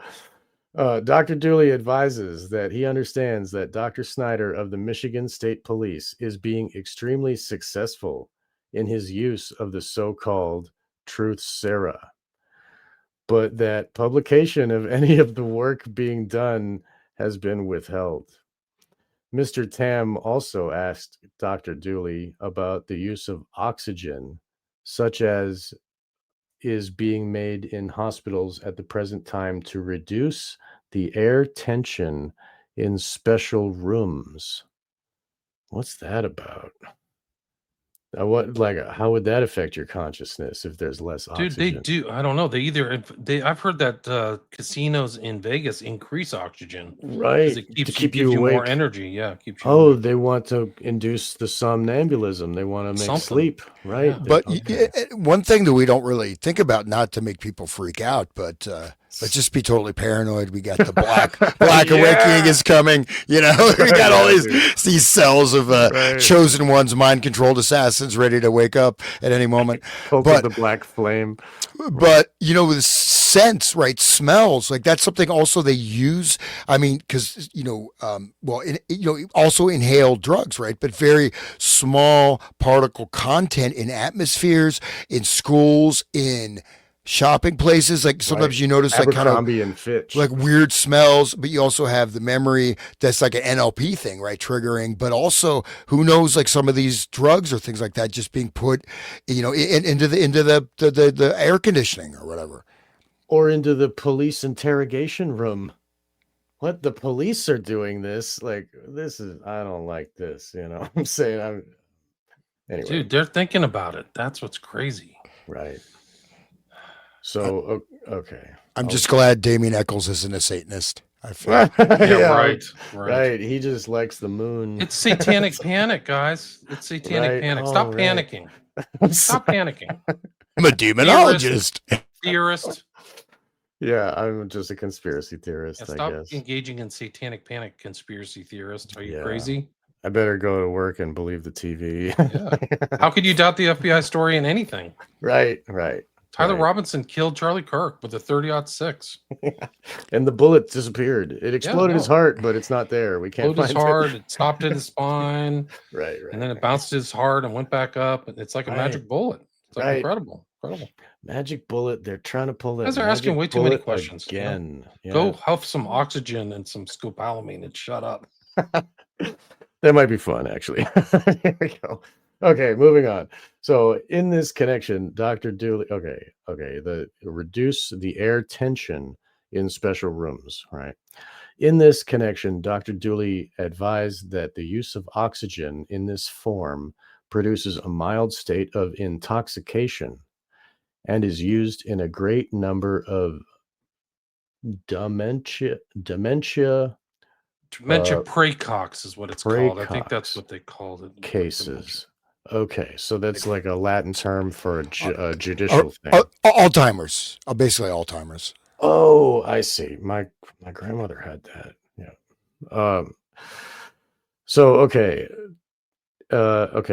It produces a mild state of intoxication and is used in a great number of dementia praecox cases to reduce the resistance of the person to being to reduce the resistance of the person so being treated. People that with dementia can fight the doctors. It's really sad sometimes to see what happens. In being Dr. Dooley's opinion that the use of oxygen in this form places the patient in such a position that their resistance is at a low ebb. That's convenient for the controllers. After the conference, as set out above, Mr. Tam had a conference with Dr. E.C. Reifenstein, Jr. and a Dr. Hildreth. Dr. Reifenstein is the intern in the hospital conducted by the Psychopathic Clinic of Syracuse University, and has had a good deal of experience in hypnosis, having taken training under Professor Wells, formerly of Syracuse University, and recognized at one time as one of the world's foremost authorities on hypnosis. Dr. Reifenstein had been contacted by Dr. Estabrooks for the purpose of conducting experiments in making use of drugs, and has been working in this connection with Dr. Hildreth, although a great deal of experiments have not been made. It is Mr. Tam's opinion that Dr. Reifenstein is scientifically sound and is a type of person who has an extremely analytical mind. He seems to be very enthusiastic about the experiments to be conducted in line with ascertaining the various phases of hypnosis, and has done an extremely large amount of reading on this subject. Dr. Reifenstein, if his enthusiasm remains at this point, which it is at the present time, would undoubtedly produce results that would be very indicative of how far the subject of hypnosis can be used and just what type of reaction can be expected from a person who is under the influence of drugs. This is in 1937. So we talked about before, LSD was first synthesized in 1937, and then it was like famously put on the map in 1943. And we remember what happened with the whole drugs. We talk about it with Hans all the time. So anyway, Dr. Reifenstein, is enthused. Okay. However, Mr. Tam reports that due to the approach which Dr. Reifenstein is making to this problem, due to the type of person which he is, while extremely energetic and wanting to arrive at a successful conclusion, his analytical, scientific mind has broken the problem down into so many phases that it could not possibly be finished by less than 20 years research at the rate in which the problem is progressing at this present time. Incredible, right? They see this as this almost Everest-sized mountain to scale, right? It is, though. I mean, Yeah, you're right. and they did put that much effort into it, really. I mean, They how sure much? did. They Yeah. sure did. Mr. Tam attempted to point this out to Dr. Reifenstein and endeavored to suggest to him some shortcuts which could be taken to definitely ascertain as quickly as possible whether the injection intravenously of certain types of drugs would place a person in a condition in which they were more susceptible to hypnosis. In this connection, Dr. Reifenstein had come across in the literature a book entitled Hypnosis, written in Germany by two psychologists named Dr. Schilder and Otto Kauders, in which it was revealed that these two men had done extensive work in the use of drugs in connection with hypnosis and had decided that probably the best of the drugs to use would be a derivative of barbuteric acid. Barbuteric acid, which can be used in a fast-acting form and injected either intravenously or given orally. Does anybody know what barbuteric acid is? I'm looking it up right now. According Eyes- to Wikipedia, it is Like a a barbiturate or something? No. odorless powder soluble in water. It's the parent compound of barbiturate drugs. Hmm. It's first Okay. synthesized by Adolf von Bayer. So, but it's Okay. interesting. This is kind of the cross pollination of this hypnosis research in the 30s, pre-World War II, right? Right. So the Germans, With Germany, right. Yeah. And they were also doing I mean, Pfizer comes from, right? okay, we don't need Oh, to this talk about document this. is incredible, bro. This is like early history. Wow. Okay. So this drug will place a person under its effects and completely out for a period of 15 minutes. Then, in addition, they will have a half hour in which they are extremely sleepy while the effect of the drug is wearing off. Mr. Tam suggested to Dr. Reifenstein that if material were available, it might be a good idea to experiment first with this drug due to the fact that the literature reflects that it would probably be the most successful drug to use. To give an idea as to the breakdown which Dr. Reifenstein has made of the problem, Mr. Tam reports that the following outline has been prepared by Dr. Reifenstein and then broken up again into 70 some different sections. That's how big the problem was, right? He just said before, more than 20 years research at the rate in which the problem is progressing. So the resources that they've applied, it'll take 20 years to go through. That was the size of the problem they were looking at. So I'll be back in a couple of minutes. You guys just keep reading. Okay. Okay. I would just increase the amount of money and just Yeah. make it faster, right? Yeah, go ahead. I think maybe like this thing goes super long in detail, just the rest of this letter. Maybe you hit that Erickson PowerPoint that he has. That sounds good. Yeah, I think that might be interesting. But should we wait for him? yeah, no, we'll wait. But man, Yeah. Oh, he's got the PowerPoint. But, Okay. I thought he sent it already. I was going to open it up. but I do have to tell you, man, that I mean, the Russ Dizdar guy's just he was hardcore, man. I'm so glad you're listening to him. Like, holy shit, dude! It's so important. So I'll tell you the truth. Like, I'd come across that some years ago, and it was too far. I was like, dude, this is like, it's hard to get. It's hard, and he's so like religiously Christian. Yeah. It's like hard sometimes for my brain to absorb because of my own problems with it, but I mean, I have the same, my heart is in my will is aligned with his, even though he speaks in a different language. He is very scientific and he's getting evidence of what's happening and speaking his ideas. It's very interesting. Well, everybody should hear it. But he knows. I mean, he's very advanced spiritually in terms of knowing all all the realms, all the different types of energies, all the all these different things. So he very much is right there in where this is not. It's not. what do you call it, a dog and pony show, right? I mean, he is there Real with the actual trenches. energies, and he's in that level of where he's operating within these actual, spaces, right? The Exactly. non-physical stuff, and he gets that, says the spirit of God, the spirit of Christ, and all this stuff. But but then he's talking about all the millions, also the non-physical entities that are there, right? And then this is maybe a tangent. If we tie this into our kilowatt stuff, oh my God.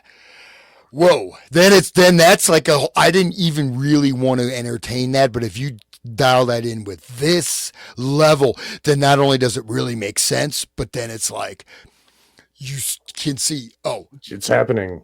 But then it's more like happening. I know, but he's saying like there's the SRA people, right? They're called the chosen ones because they have all these different abilities, and then they have certain. They're like a butterfly. They're so much better than the worm they used to be, right? Well, no, but then they can speak different languages. They can have a cover personality. Then they can have personalities that know ancient Twilight languages, that know summoning, that are high level priests. They have different other actual demons inside the grid, inside the the matrix of the brain. Yeah, the programming matrix, which Greenbaum talked about, right? Was the that using the Kabbalah with, then you break that into the different squares. Right. Look at Laura Worley with the internal tree that she talks about. The Kleepath tree is the main structure of all SRA.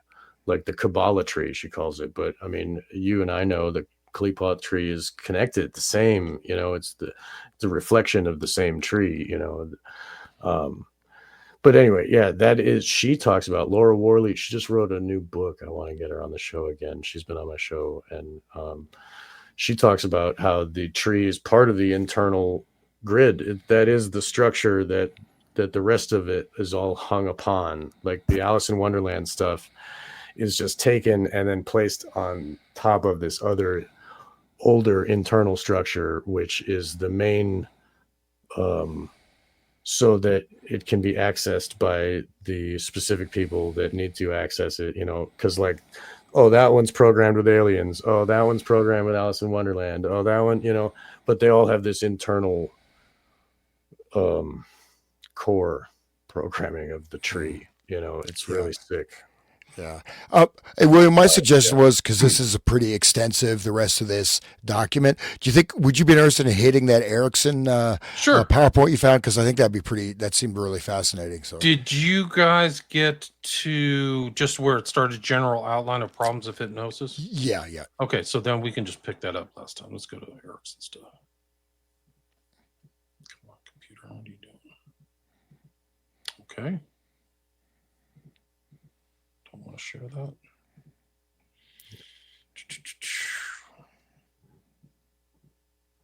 that what we just went over is so huge. I mean, just watching. We're just like reading this thing, but it is so.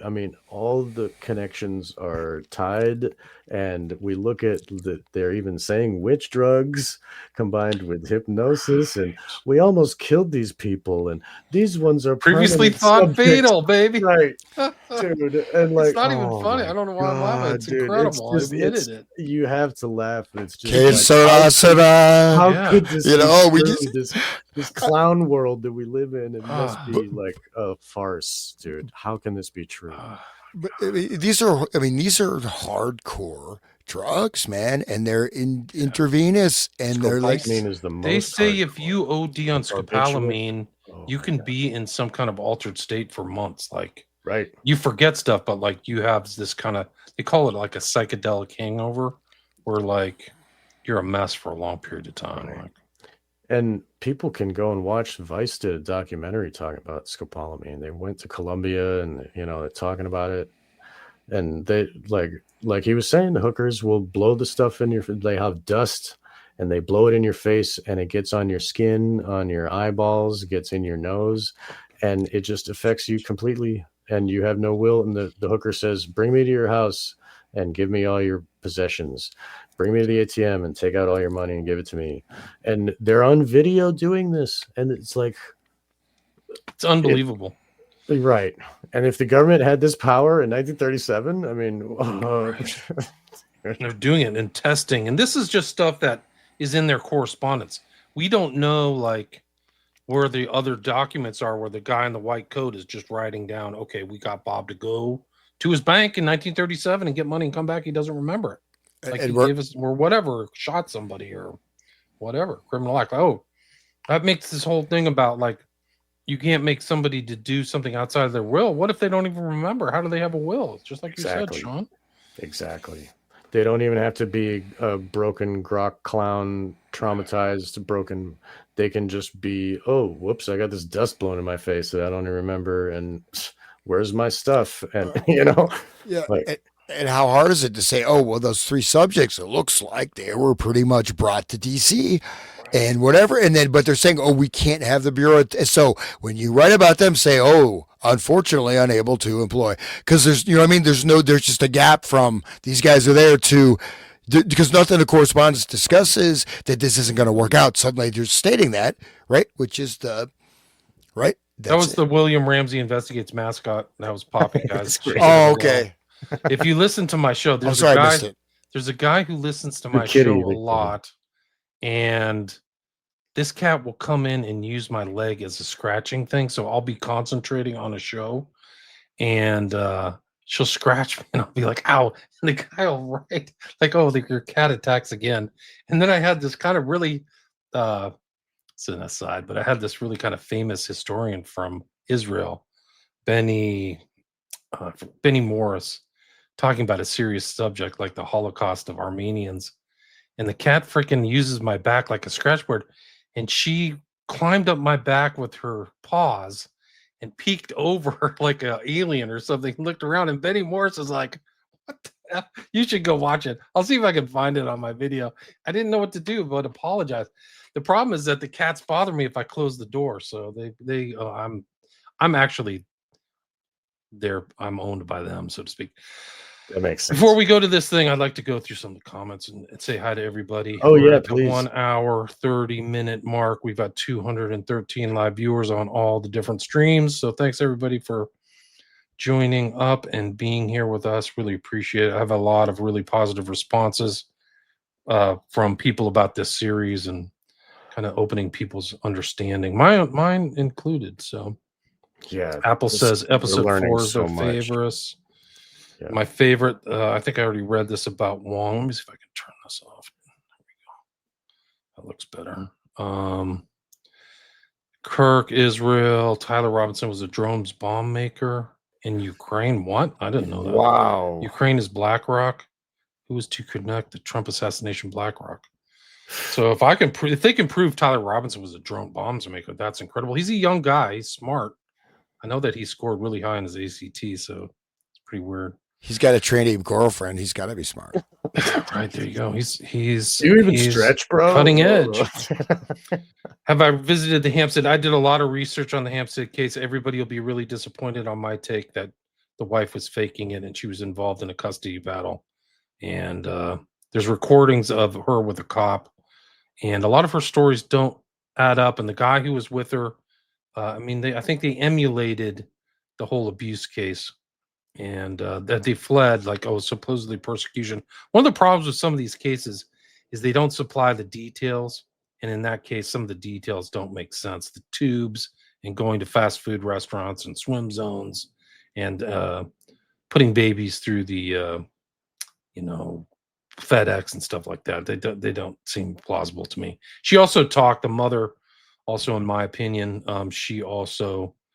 he made the snuff films, and she's from Russia, and she just was talking like Max Spears kind of conspiracy smack, and so I didn't find that Hampstead's case story all that believable. That's also, though, I mean, disinformation too. When you put something out like that, it's highly publicized. It's fake. You know what I mean? That you've just discredited everything. Why is it that thing? Yeah, right. It poisons the well. Right. Yeah. Right. Has anybody searched mysterious deaths from the Utah morgue? Witness start falling like leaves. Yeah, well, I mean, they're saying really heavy duty stuff regarding Kirk, the assassination. neutralize Tucker Carlson and things. That is very inflammatory language. That's very threatening language to me. So I would have extra security. Security didn't help Charlie Kirk, but yeah, but who were they working for? yeah. It's actually they were Mossad security. They Exactly. Sounds like a great double feature with Dark Crystal. Hey, Big, welcome back. I haven't seen you in a while. Some of these guys were my old regulars back in the day. Bart, welcome. Another regular. Bush was listening to children read My Pet Goat on the morning of 9/11. Correct. Right. Holding it upside down. Yeah. Right. Upside down. Satanist Bill backwards. Schnoebelen. It's Schnoebelen mentioned seeing a person go into a pentagram and didn't come back. Wow. Huh. Yeah, Jordan Peele made those other movies hinting at occultism and MKUltra. Yeah, he has a lot of themes, and Sean has talked about those. Right. The UFO movie one that's not really, it's like a monster or whatever. The face of the monster is a extruded cube. It's the Tesseract. It's like a square and then another square and then another square being extruded out from its face. It's like the face of Satanism. It's very Jordan Peele's very smart with his symbolism. There's a lot. And Jupiter, like Jupiter and Saturn and the Jupiter winds, like that whole thing, like there's a lot going on with that movie. This other movie, him, is nothing like it. Does not compare. I don't know why he allowed his name to be put on it. It's ugh. Read PTK by Dave McGowan. We mentioned him in the series. We did the intro, Mind Control 101. Yeah. So you go can back and listen. We talked. Yeah. It's very important, like these techniques they mentioned. We mentioned Esther Brooks, McMartin, Eccles, and it's Eberly family and all these fake memory type things. And we started, like I mentioned Russ Dizdar on part 1. I was like, hey guys, this, and I'm so glad that we're still talking about him because he deserves to be talked about. He's a real hero. Deserve to be remembered. Am I working on him? I'm always working. I have 2 documentaries on Smiley Face Killers and a book. My most recent book is on Smiley Face Killers, 400 pages. Wasn't Hoover getting kickbacks at the dog parks? I've heard that he's getting kickbacked at all the horse things and he was sketchy. And he used to go, my understanding is he used to go to a mob-run kind of spa hotel in San Diego. And that was kind of like the connection. Something like that. It was some kind of resort, which I can't remember it. It was like Resorts International on the East Coast. But like it was mob owned, and like why would you go there if you're the so-called, big dog of law enforcement? So right. You can see my documentaries on my Patreon page. I posted almost all my shows there. So right. And your new book has been getting new updates and stuff too. Yeah, right? it's on its 2nd edition. Right. Uncle Ted says a heavy doses of sodium pentothal, a barbiturate combined with stimulants like Desoxin produced total amnesia. I didn't know that. I wasn't aware of that. Think of what the government can do with total amnesia. Right. I think they kind of do a kind of techno amnesia by controlling the media because they'll just forget stories like, oh, this is the most important story. Ukraine is bad. And then it's gone. And then like, it's almost like the whole mental field of the human beings is stripped. Like, whoa, hold on. What is that story? No, history, it's really compressed, right? And then you get, very short, historical stuff. They're just like certain events, you know what I mean? It's like one of those cartoon maps of Disney World or whatever, Tomorrowland, Mr. Toad's Wild Ride. And that's like, it's that level of a mental model of history.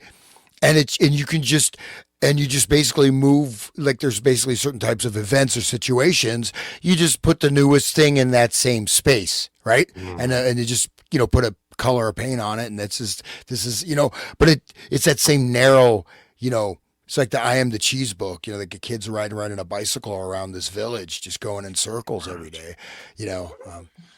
This is Derek asks, what is known of Erickson work crossing over with Crichton Miller? I don't know who Crichton Miller is, but I know William Sargent at Tavistock. Did they meet? I know that there is a nexus between you and Cameron, Sargent, and Dulles, but I don't know about Erickson. These guys are all networked. Like I said earlier, he was the head of like the hypnosis forums and Macy's, and all those guys like Hans knows about. They're all there. So Esther Brooks is from Oxford, man. So he was part of those circles, right? You know, Of course. Right. And you have the Cambridge Circle and all that. So these were, you know, these different social clubs, you know, in England, and especially with universities and other types of things, are very, very powerful. I mean, Rings within rings. Yep. Right. Like this, the Society for Psychical Research, you know, we mentioned that last week, you know, and that's also very, very important because that was directly became the Fabian Socialist Society. It literally morphed out of the Center for Psychical Research. wow. The wolves in sheep's clothing, literally. Yeah. We know they were giving Bundy drugs. I'm not aware of that, Uncle Ted. If you know, add more to the chat. I didn't know that he was taking heavy drugs. I know he used to get drunk before he went and killed people, but I didn't know if he was doing drugs. So. He was he's another Ohio guy. I have interviewed Bart Sibrel twice. I interviewed him before Joe Rogan. You can just go through to any podcast thing, Podcast Addict, Spotify, Spreaker, and just type in Sibrel, Sibrel. He's on there. Bart Sibrel, yeah. Altered State, yeah, that's the whole point of this whole thing is we're working up to these guys. They all looked in an altered state, and a lot of them did. I mean, Chapman's obvious, and so is Sirhan. And they stayed and waited to be arrested. Yeah.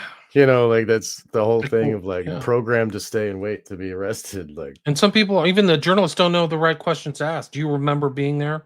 Do you remember anything? Could you have gaps of your memory? Because those are real tells. When people can't remember certain things, like Bob Berdella did the same things as Dahmer. Yeah, that's right. I didn't know this either. Kelly says, I think it was scopolamine that lowered Tex Watson's IQ 20 points while he was with the Manson family, if I remember. Wow. Right. If you have that fact, send that to me, please. I didn't know. I know that on the night of the Tate Manson murders, they all took meth, which is interesting. It's almost like Manson knew something. He said, here's some reds or meth, take these. Like, it's weird. And then you see Manson and his knowledge of hypnotism and Scientology, which overlaps. How much of this stuff did he know that speed makes you aggressive? Well, and that's exactly like the experimentation that they were doing, that Manson's parole officer was doing, right? He was feeding rats LSD and methamphetamines. And then there would be one rat would become like the rat god, and the other rats would, like, you know, do whatever he said. Literally. I mean, we showed that on one of our shows, right? Yeah, we talked about that, right? And so you know, the whole summer video. And the people were taking, dude, there was a huge meth thing in California right at the late end of the 60s. Huge meth epidemic. And we all know the bikers were pushing the meth, and the Grateful Dead had a biker as their lead singer, right? And they were out there pushing the meth in the concerts right along with the LSD, you know. And the methamphetamine, we all know. We were talking about this earlier too with Jerry Marzinski, and talking about the schizophrenics, how it's the dopamine spike from the methamphetamine that gets them to see the shadow people. And when you see their eyes, then you've really gone too far, and like you become like ensnared in this thing or whatever. People should listen to my episode with Jerry. He's great. Bart says scopolamine topical drop in very low dose causes the pupils to relax, dilate, so ophthalmologists can see inside the eye. Interesting. 1930s was a Cleveland torture murder. I don't know. Albert Fish, no, Nixon. Interesting. We mentioned that guy Creepy Carpus last time, who was like in jail with Manson, like weird stuff. Weird Zizians. I think I mentioned Big Uncle Ted. Are the new Mansons watch? They'll make Lesotho into Charles Penn smiley face stuff. I don't know. That's for a can of beer in Vegas, Bart. They always arrive already opened. They don't even try anymore. They need to step up their PSYOP game. Yeah. Parents got to the moon. All we get is fake and gay. That's pretty close. Yeah, pretty well said. Yeah. My parents got to the moon. All right. Moon landing. Yeah, we can all. It's real. Right. Okay. That's the mind control they were given. Right. At least it was like an. It was positive. Like, yeah, you know. Now we're getting him, and it's like, oh, do you even stretch, bro? It's like, oh, you're so big. Part of the personal story. Kids were abused. They had marks from where the boyfriend was hitting him in the head. Like, you can see it on the video. So these are not these children were not giving the statement in a sterile environment at all. They gave statements in front of cops, but the original statements were like they were coming back from Morocco. Like, it's not strange credulity. Rip Russ Dizdar, yes. Indeed. Yeah, really. Yeah, notoriously mob connected. I think that's the place.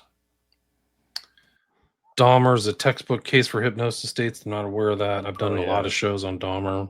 Yeah, I mean, there's some very much evidence that he was SRA and he was DID, like all of that. Wow. People need to look into that. He's really a textbook case. Yeah. Sep Testa says, "Hey Hans, good to see you in good company. Big up, fellas. Thanks, Sep Testa. Thanks for listening, everybody." All right, that's all the comments, so that we can go to this. If anybody wants to read this or whatever, I sent you the copy. Oh, Okay. Yeah, I've got it. Or Hans can take over. I can read through it. I can scan through it. Whatever. Yeah, I'll read it. It's my turn. Okay. Alice in Wonderland. Yeah. Okay. Go ahead, dude. It's my turn, bro. Come on, dude. Let's get snarky. You even stretched, bro. We're at the 2 hour mark, so it's time to okay. So thin skinned. Okay. So this looks like a pretty hi-fi PowerPoint. So we'll just start it here. So the Alice in Wonderland technique, exploring the influence of CIA's methods and Ericksonian hypnosis in modern mass manipulation.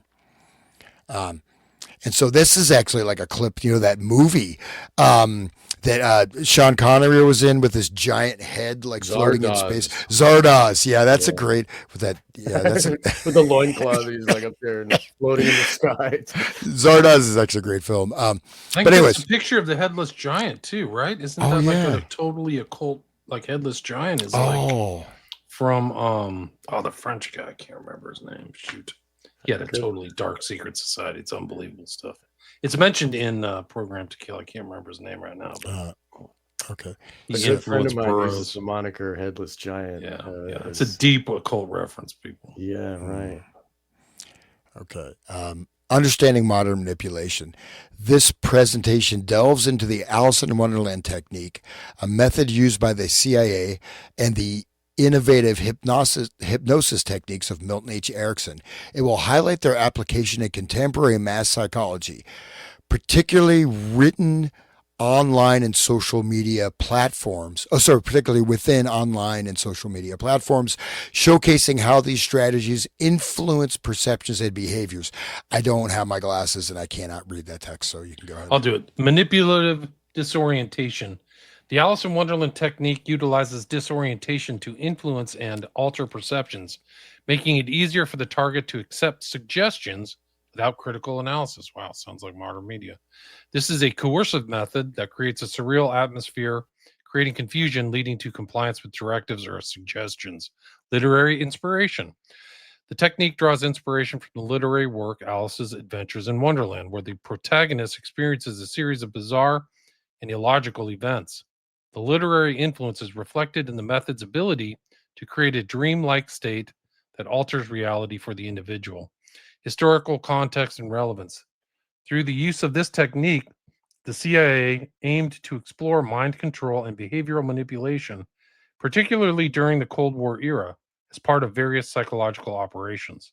The technique remains relevant in understanding contemporary manipulation tactics in both military and civilian contexts. That painting by Otto Dix is huge. Like, everybody should pay attention to that painter, Otto Dix. Why is it huge? I don't know. He's German. He was a German soldier in World War I, and he was a painter during World War II, and he depicted the state of society that was happening to everything around him, and he did not hold back in his depictions. This right here, these are World War I soldiers that came home from war, and they have no arms or legs. One of them is asking for money. Yeah, Grok, right?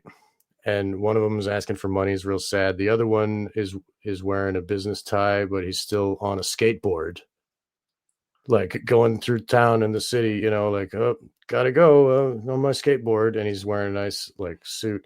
And, it says there on the paper, it talks about the war and the soldiers dying and stuff. And and then if you look behind in the window, it's like a sex shop with like some kind of weird, what I'm saying? Like, this is Weimar, this is what was happening. And if you want to see what was really going on, everybody should check out Otto Dix, Ottodix. That's the painter. Really, you'll learn a lot. Well, I just read these. Actually, these are the big ones. So I just read the small ones. So we just went through that. Manipulative disorientation, literary inspiration, historical context, and relevance. Okay. So the smaller things will be bigger in the later. Oh, slide. right. We can Okay. keep reading. Okay, yeah. So can I read or? Yeah. Yes, you got it, man. All right. You got it. You get out there and be somebody. I'm a millennial. Yeah. Right. I'm standing up for the millennials. Keep turning that knife. It'll work. So a history and origins of the Alice in Wonderland technique, tracing the development of a psychological strategy from Cold War experiments to modern applications. 1950s. The CIA initiates MKUltra program focusing on mind control research through unconventional techniques, including hypnosis and sensory deprivation, the theory of coercion. So this is, then they have the CIA Project MKUltra is the CIA's program of research and behavioral modification, joint hearing before the Select Committee on Intelligence, 1977, focusing on events that happened over 12 or as long as 25 years ago. 1960s. The Alice in Wonderland technique is formalized as a method for creating disorientation and manipulating perceptions in subjects. CIA Kubrick counterintelligence interrogations. Kubark is a pseudonym for the CIA. So they have like a Kubark assassination. Okay. Kubark counterintelligence interrogation, July 1963. Released January 25th, released February 25th. I cursed myself. Released July 1963. There was released February 25th, 2014. 1970s. These techniques developed under MKUltra, including the Alice in Wonderland technique, began to influence wider psychological practices and military strategies. In Chapter 18 of the Handbook of Investigative Hypnosis, entitled Additional Induction Techniques, Direct and Indirect, Reiser includes a lengthy section on Ericksonian's naturalistic induction techniques that was taken from Erickson's article published in the American Journal of Clinical Hypnosis, 1958, Volume 1, pages 3 through 8. He also discusses Erickson's indirect rehearsal observation and pantomime techniques. The bibliography includes 7 citations from Erickson's writings and a citation of personal correspondence in 1978. The book includes transcripts of a hypnosis session and sketches made by artists of witnesses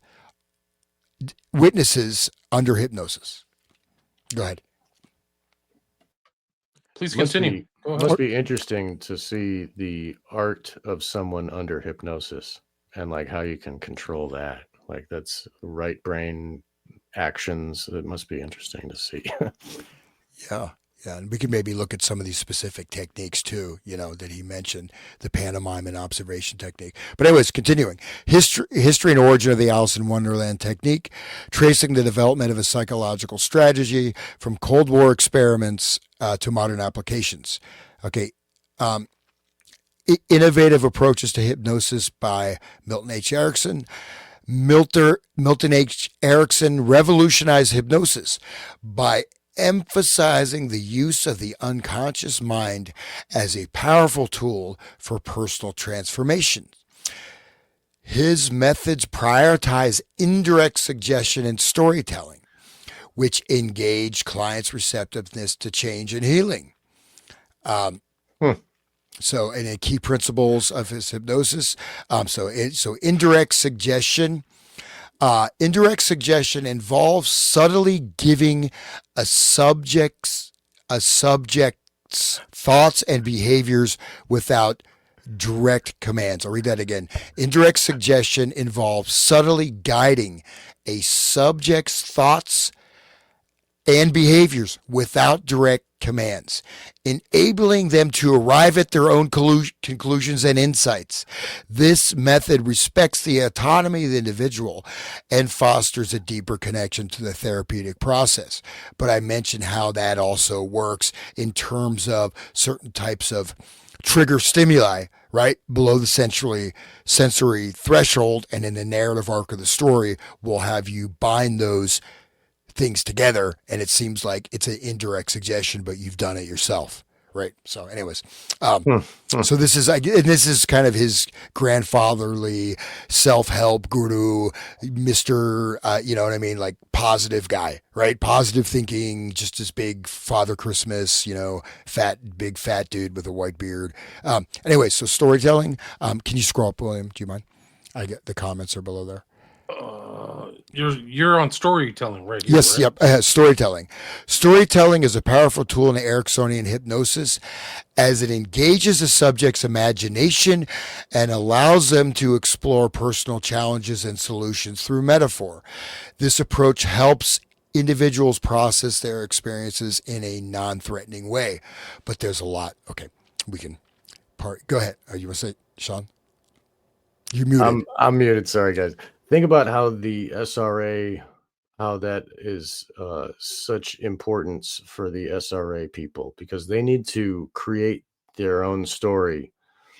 They need to create the internal world, and sure, there's the Alice in Wonderland, like, kind of outline of like, oh, there are these trees where you can take down a lunchbox and open it up and eat what's inside, that's like a metaphor for the programming and to internalize the programming, so it's programming themselves into this trance of the story of believing the internal worlds of the castles and the towers and the whatever, the dungeons and all of that other stuff that keeps the different selves of the dissociative identities in their places.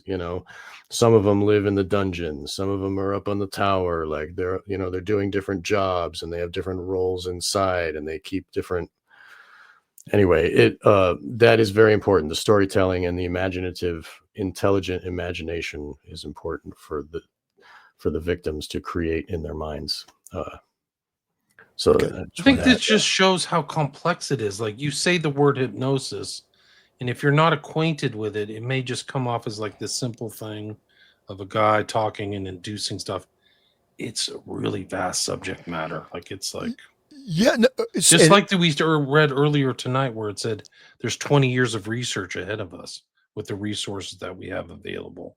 Like, there really is a sophisticated, complex, ornate, encyclopedic amount of information with what they can do, and it's all been kept from the public. It's all surface level stuff. And then again, as I mentioned, I mean, like earlier, and also the first Macy conference was cerebral inhibition, which is hypnosis, but a very different way to posit that. And then the fact is that the person can, some of the earlier brain research showed, is that with the strobe, they're using the strobe lights, inducing trances, this kind of thing, is that someone can be in a hypnotic trance and their brain EKG activity is normal and they are talking normally and they're not even aware that they are under a hypnotic trance. So this is something people do not recognize, right? It's that you can be in a hypnotic state and have no, obviously if you're unconscious, but I mean, it's like it can exist as like a veil over the consciousness that is invisible, but yet you are still hypnotized. It's so scary, dude. It's like COVID, dude. COVID. What is, dude? Come on, where's your mask? Yeah. Okay. No, it's really and that's the whole thing about mass formation psychosis or mass formation hypnosis is that people were really influenced like zombies, Right. almost like you said, or maybe they don't even know that they're just repeating trigger phrases, safe and effective, and where's your mask and keep grandma safe. Just And these are kind of almost like hypnotic suggestions over and over. they're in a hypnotic trance and they're functioning normally. Okay. And that's the thing. You can be in an operative hypnotic trance and still even have your normal conscious mind. It's not yet you are still in a hypnotic trance of one degree or other. And that's just important to note. Okay, go. A somnambulist, like before. And if anybody who knows about movies, they know about The Cabinet of Dr. Caligari, is 1920 German silent film about a guy who controls a sleepwalker to do evil. You know, like, and that was in 1920. So I those didn't know that. ideas, yeah, The Cabinet of Dr. I'll have to check that Caligari. out. Check it out. It's pretty cool. Was that other movie about the lady who has what was that guy? Dr. Svengali. Dr. Svengali. Right. Svengali. Yeah, that was another like a black and white movie. I forget the name of it, where he's hypnotizes the woman, and all this stuff, and he's got the eyes, the mesmerizing eyes, and all that. And that was what? That was even before, around the same time. Right. I forget the sorry about. Look at this. Look at this, guys. This is really creepy out. Look at in the context of our conversation, look at the poster for the film. Right. There it is. Cabinet of Dr. Caligari. It's like the imagery of the Svengali dark actor and the person prone and prostrate. So the person in black is the somnambulist, the person who sleepwalks, and that woman is the victim of his evil. Yeah. Didn't know that. It's really interesting that, Germany was thinking about these things a long time ago. Right. And we just went through that tonight, right? Yeah. There was the. This is almost like the same visual from the thing we just watched, right? Like, just in the intro to this slideshow was like that same. It looks like the Otto Dix, yeah. Right? Similar, right? Yeah. Well, they were contemporaries of each other. Like Otto Dix was making paintings in the 20s, in the 30s. Like there's that same type of motif. The big city right there. Maybe it's me. You should look up Otto Dix, like soldier on the battlefield, and it's just like this torn apart face in anguish. It's just like, oh my God, it's really powerful stuff. Yeah, go ahead, Hans. I'm sorry. Yeah, and so again, of course, yes, storytelling, generating a narrative, right? Having these can be very beneficial, but I would never gut hypnotherapy, man. You don't know. And so, yes, it can be positive and therapeutic, but it also can, if, when you get the storytelling, you end up living in your imagination, right? You're actually subconsciously living like you're on the set of Friends or, the greatest American hero or whatever. And, and so you don't register what you're taking in around the events of the world around you are going through this filter of this, right. Especially if it's a subconscious story. If this story is subconscious, completely operating, or you can and there's barriers to touch the story. You get too close to the story, you get zapped, right? It's like electrical fence. But it's like QAnon or whatever, right? Yeah. Yeah, go ahead. So continuing, building rapport. You mind scrolling up, William? Okay. Building rapport is crucial in Ericksonian techniques as trust enhances receptiveness to suggestions. Establishing a strong connection with the subject fosters a therapeutic alliance, promoting a safe space for change and healing. How do you build rapport in NLP? You start mirroring and modeling their physical posture. You look at the cues of what sensory modalities, whatever they're doing. You match your breathing pattern with them. You master the gestural posture. Once you get that link, basically you got like entrainment, you establish that, then you can start changing them.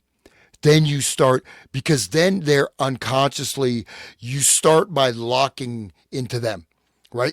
But because they're experiencing this unconsciously, you then, once they're sort of, you build the rapport, which means actually you have kind of phase locked, right? You're doing modeling, you're doing this imitation, you're doing this thing. Then you, as you change, then you can direct them.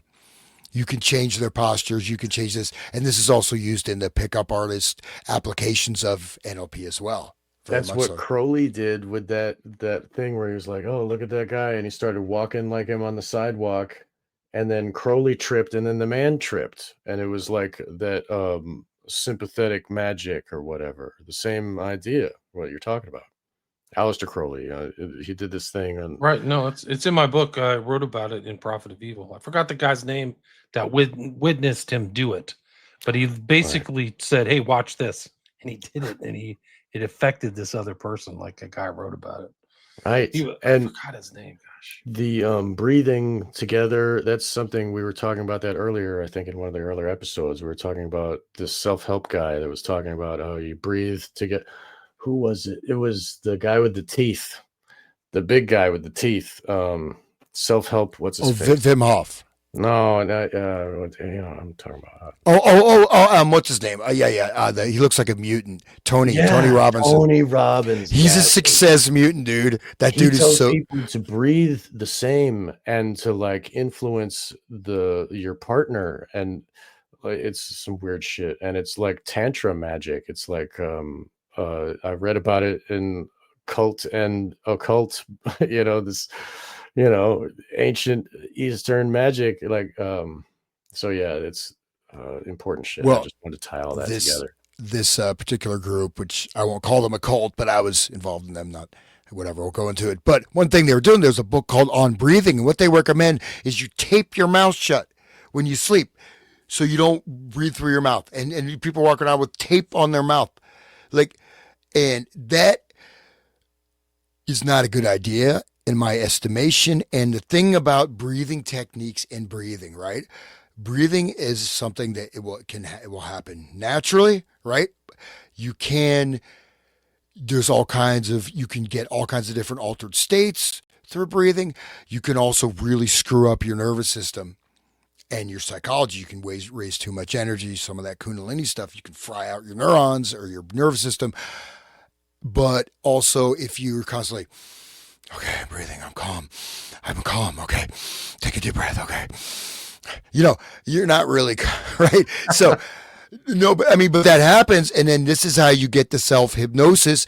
You're telling yourself you're calm when you're actually not calm, and you are detuning from your central nervous system, and then, people get these layers of repressed things, right? You know what I mean? And so this is really a big part of this and why there's so many psychological problems. Because you know what? I mean, whatever, man. Just relax. Anyways. Get over it. Okay. So the Alice in Wonderland technique. I think these are repetitive. This one's repetitive. I think that's from earlier, but you can reread them if you want. Okay. So, but understanding mass psychology, if you want to go, so this, I mean, what is the TV? What is the radio? We were talking about this in earlier episodes too. This mass psychosis device, right? That's in your home, infiltrated into your living room, that you trust. Right, we're talking about that is a very important thing. In the fireside chats, it was grandpa at the fire, and telling you what to think, and so that this is important. How they have these technological devices, and now the level of technology, I don't know what's happening. Like, it's just too much now that you can't deep fakes. Like, what they got the Queen of England doing break dances and like. How do you know anything is true and real? Like AI, I mean, Jesus, like the whole world is just a soup, and you can't make any sense of anything anymore. And like we're in Alice in Wonderland now, baby. Yeah. Whoa, like you're right. Jesus.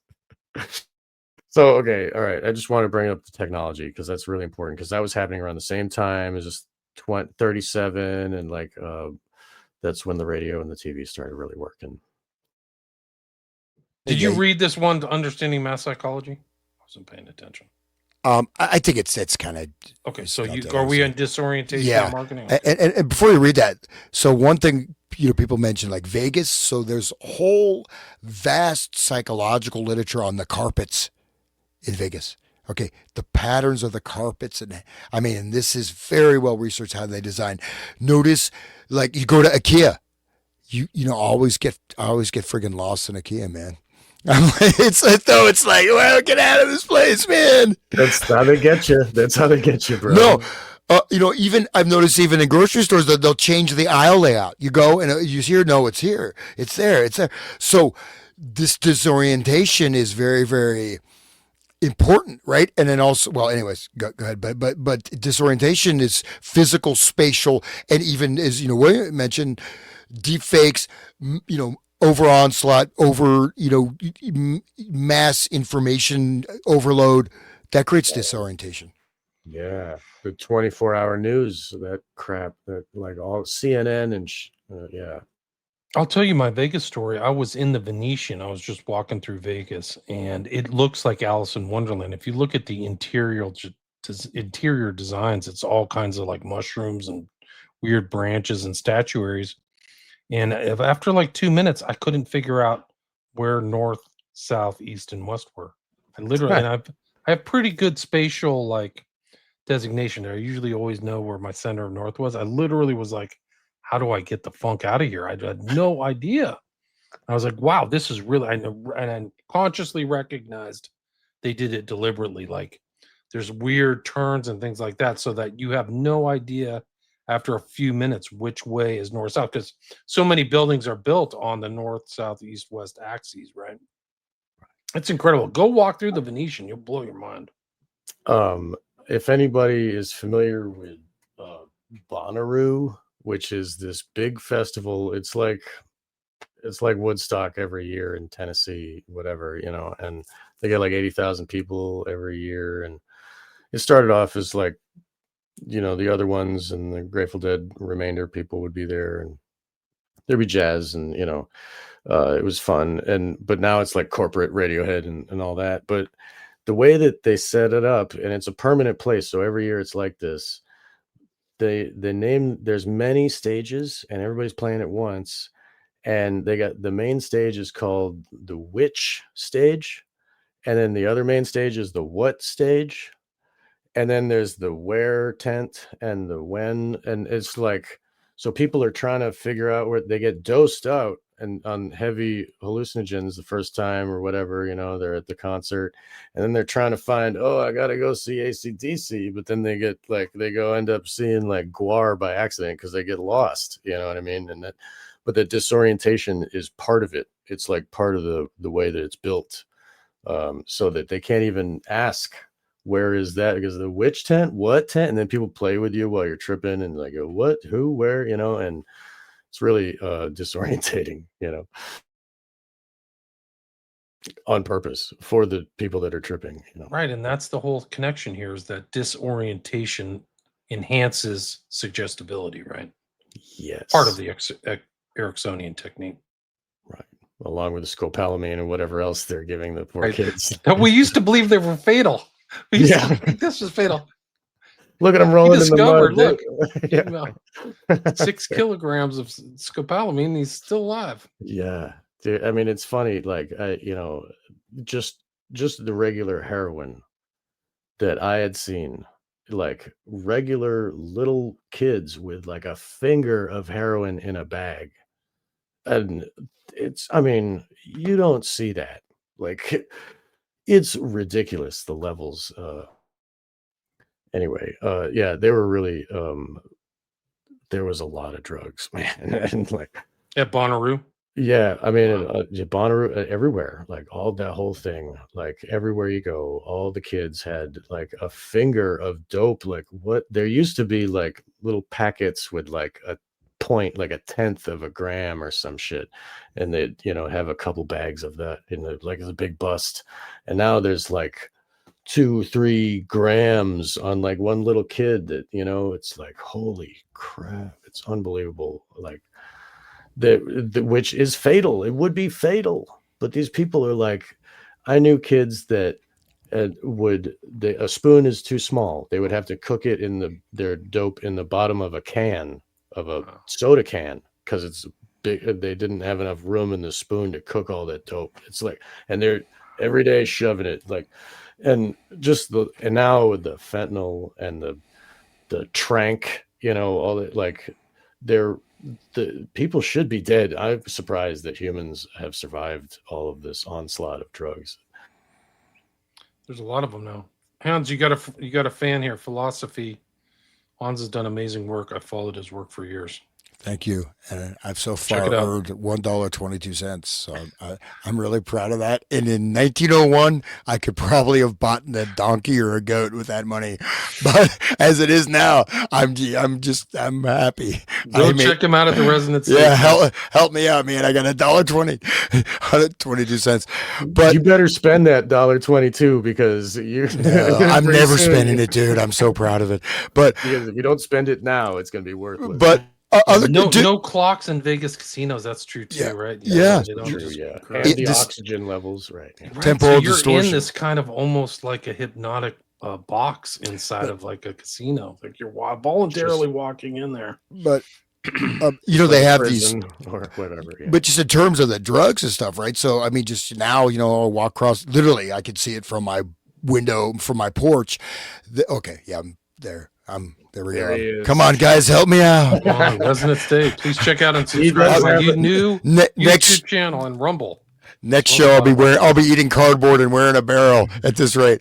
I guess have a donate page. You donate. I don't know if it works, but button. You can go back and listen to our Soviet Cybernetics series. Right. Was it MK's the Music? What was the title of that one, Hans? MK Ultra for the Masses. That's right, MK Ultra for the Masses. Those are all great. So check them all out. But now, dude, like, okay, you get the Delta 9, right? You get the seltzer. You get a seltzer. They have 10 milligrams, 20 milligrams, 50 milligrams, 200, 1,000 milligrams of THC, and 1,000 friggin' milligrams. I mean, that is insane, man. I mean, seriously, like, okay, well, maybe for you, but I mean, I had like a 50, and I was like staring at it. No, I get it. I was talking to the moon. Hello, moon. You gotta. My wife's like, "What's wrong with you?" I'm just but I mean, that's all that Damien Eccles was doing. He was wearing a black T-shirt saying "Hello, moon." He's not a Satanist. What do you mean? I'm a demonologist. Okay, but think about that. I mean, some dude got 1,000 milligrams in one dose.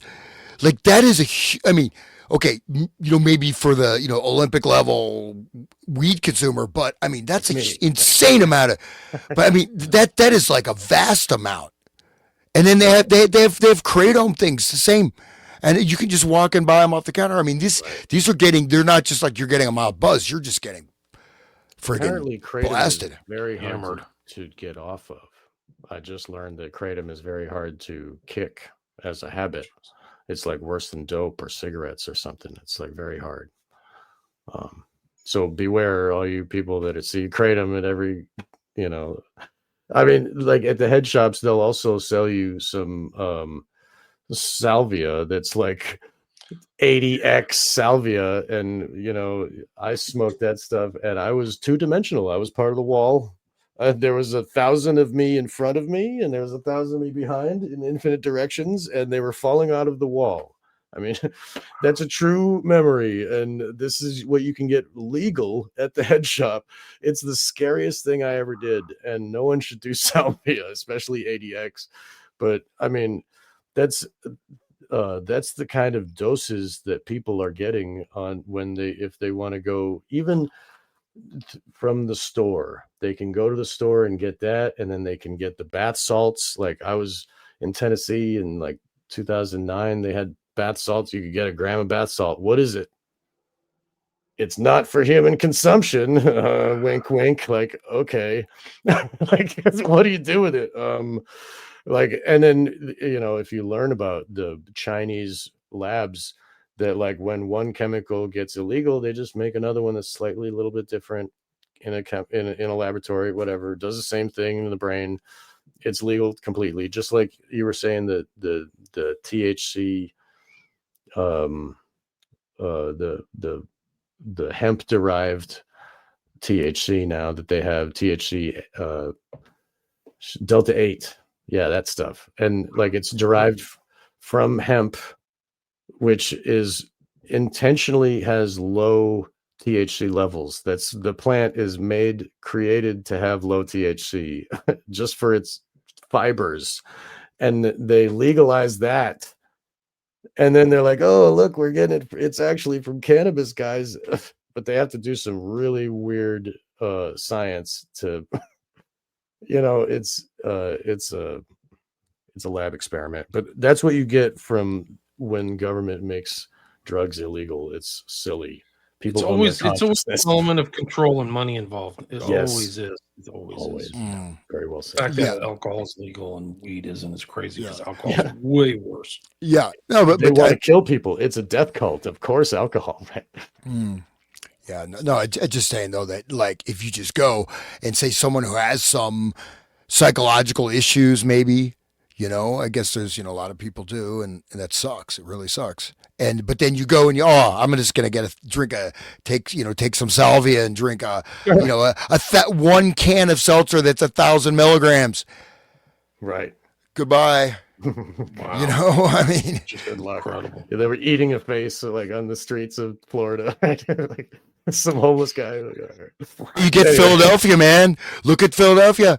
Yeah, that's trank dope though. That's not even people do it anymore. It's trank. The trank where is that like croc where your flesh rots off? That's in Russia. They do that. No, they have that in US now too. Yeah, it's called crocodile. Crocodile. That's in the US also. That's from an eye. It's like an eye drop that dries out your eyes or something for people that tear all the time, that always cry. And it's like drying out their skin. It makes them look like crocodile scales and shit. Their legs fall off, but it has a heroin effect. It has an opiate effect. That's what they're seeking. But heroin's illegal, so you gotta have crocodile skin. So like, it's so stupid. Anyway, and let's get through these slides and wrap it up. We're at the 2.5 hour mark. Really oh my gosh! Yep. Who's going to do storytelling and for connection? All right, here. Go ahead if you want to keep going, but I'll take over. Are you there, Hans? Are you muted? Okay. Storytelling for connection. Ericksonian hypnosis techniques, such as storytelling and indirect suggestion, are employed in social media narratives to foster deeper connections with audiences.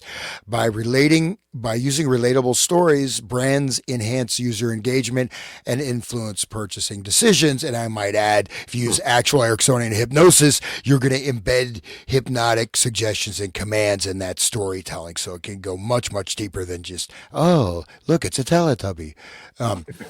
Okay. Emotion. Think about the reality TV and that whole thing of like what they were influencing, how they were, the MTV thing with all the people living in a house, and that, they're telling the story and everybody can relate to them and they're normal people. Oh, there's a girl and a guy and a black one and an Asian one, and that whole thing that's the same idea. And even Trump was in it, that like reality TV was a whole thing, like a whole genre of mind control, right? Well, I mean, it's like that, it's like the Truman Show almost, right? So your life becomes like a Truman Show, but also reality TV. I mean, I was on a couple just like extra parts in a few reality TV shows, and what you see when you see the episode and what it's actually like, they edit that stuff for drama. They'll even just create these parallel lines, storylines within that. But I mean, it is like, you talk about the distortion of psychosocial perception into the blender of reality TV, man. I mean, reality TV is pretty powerful, I mean, It's the name in the name itself. People think it's reality. I know a guy who's a producer, and they'd have the actors like say lines and then splice them into something just to like do stuff. It was totally fake. Wow. Totally fake. Oh yeah, super manipulative. Super manipulative. I knew that they would like turn the can of soda towards the camera while they drank and stuff, and they would, have fake fights like Hans was saying. Yeah, That's absolutely crazy. fake. They would Totally fake. They would like some of the actors would ask like the producers, "Do you want me to overreact?" Like all kinds of weird stuff like that. Yeah, and they all had cocaine in the bathroom too. I knew that. Like, I knew people that were on the Road Rules show or whatever one season that fucking so much drugs. Excuse my language, but there was a lot of drugs there too. Not surprised at all. You want to give me okay? Emotional resonance. A combination of these psychological strategies helps in creating persuasive advertisements that resonate emotionally with users, leading to increased brand loyalty and consumer action. Okay, you can go ahead, William. You can read. I'll stop. All right, case studies of manipulation in online environments, analyzing successful applications of psychological techniques in digital spaces. 2016, a viral social media campaign utilized the Alice in Wonderland technique to create a disorienting narrative, leading to mass engagement and sharing. I don't know what they're referencing. 2018, a political campaign employed indirect suggestion techniques similar to Ericksonian hypnosis, effectively swaying undecided voters through targeted ads. Not surprised. 2020, an online misinformation campaign used disorienting narratives akin to the Alice in Wonderland technique to confuse users and alter perceptions of reality. That happens all the time. People get totally confused which way is up and down. That happens. Trust the plan. Yeah. What do you mean? Trust the plan. 2021, social media influencers applied Ericksonian principles to craft persuasive narratives that resonated deeply with followers, leading to increased engagement. So, a little general though, like what's your reference? I don't know what it is, but this stuff is happening, guys. They're literally using hypnotic techniques on people. There's no question. All right, let's see. Ethical implications of psychological manipulation. The application of psychological manipulation techniques such as the Alice in Wonderland technique and Ericksonian hypnosis brings forth critical ethical dilemmas.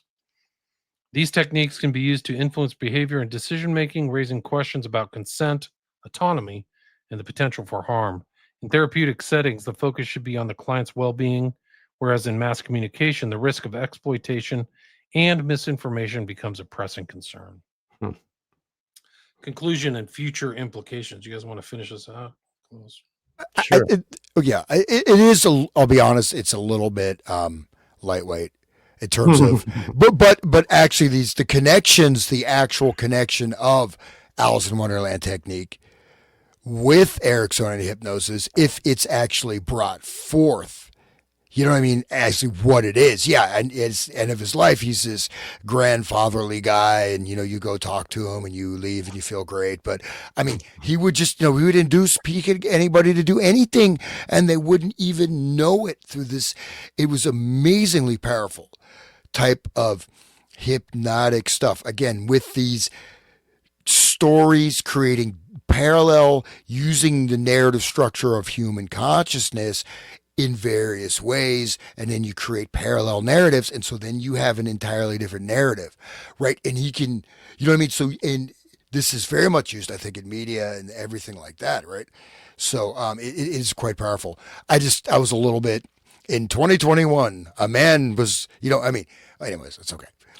But you're right though. The general idea is sound, and where he's going with it, and the idea is that this L. Ron Hubbard used Alice in Wonderland technique. Also, William, you sent me that document of the Scientology method of Alice in Wonderland technique. Is this other one that's also related? I don't know if you. That's where it gets scary. Is like they're using Ericksonian techniques inside of Scientology, along with everything else. That's what's like, whoa, heavy intel stuff.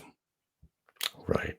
and then Manson, and then all of that other stuff, like in Scientology, and and the best friends, and like what is I guess we're getting towards the end here. I guess I don't want to off track. I was too Lisa, my cat's name is Poppy. All of my animals got named after flowers because I have 2 daughters. I don't have a choice. I don't get to name my pets. So I've got Rosie, Poppy, Sage. That's it. That's beautiful. But those other ones are too shy. Poppy likes the limelight, and she likes to draw blood. She's a very aggressive cat. She's literally drawn like a pint of my blood. All right, let's get this over. Maybe she's doing some kind of ritual you don't know about when she's. I hope not. I hope not. She's not the other room. Which is familiar. It's one of the dark awakening. Right, the witch is familiar to go suck a teat off of somebody else. Like, no, she's like a little psycho cat. She has really nasty, like chaos magician behavior. I'll be asleep on the couch, and she gets up on the windowsill while I'm asleep, and then dive bombs onto my stomach. Like, she doesn't dive bomb onto my legs or my chest. She intentionally goes for like the soft underbelly, and she's done it like 10 times. Like, I'll be totally asleep. She does it for just to piss me off, man. She does all this stuff to make me angry. It's really good. You wouldn't believe it. She has like a really like a Dennis the Menace personality. It's something else. You're really lucky to have her, though. Good for yeah, you. she's a great cat. Yeah. She's like a stray cat. We bought her off the street. Anyway, that's Poppy. That's my mascot. I'll get my Big Hug mug picture and Poppy up on social media tomorrow.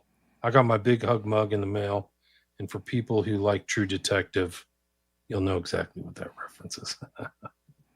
Anyway, let's finish this out. Come on. I'm tired. I'm hungry. All right. Yeah, this has been fun. Here. Okay. Where are we at? Influence on behavior and decision making. The integration of the Alice in Wonderland technique and Ericksonian hypnosis highlights the powerful influence of psychological manipulation on individual behaviors and group dynamics.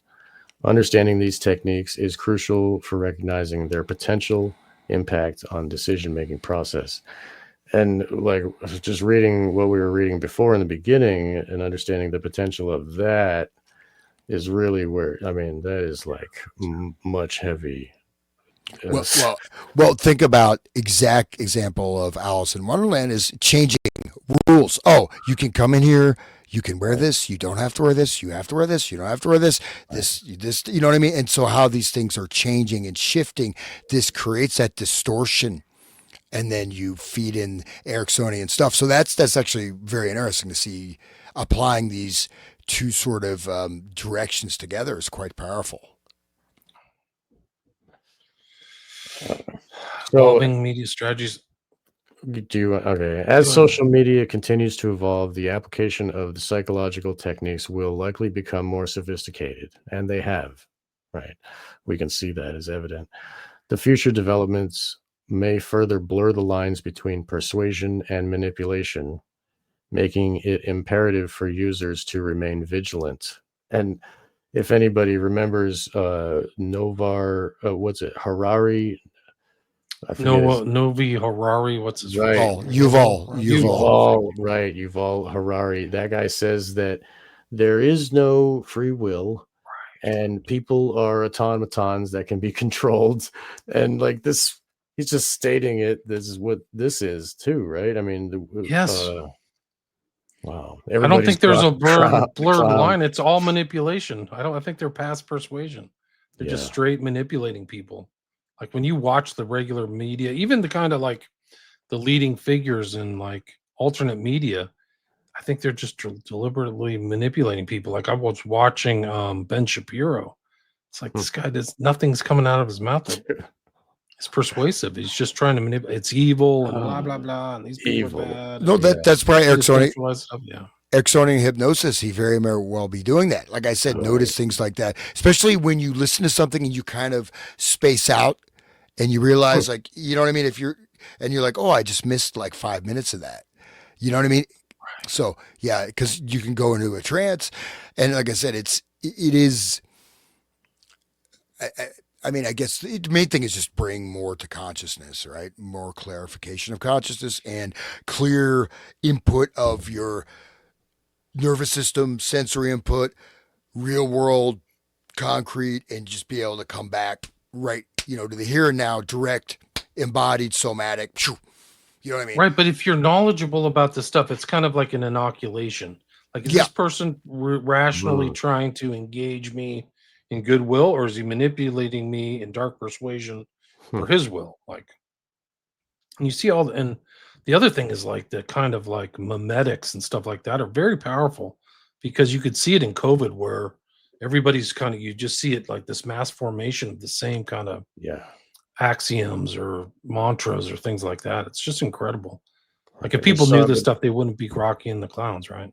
right. We saw it with 9/11, and then they did it again with COVID, and this doing the same thing. It's like, what? The people, what?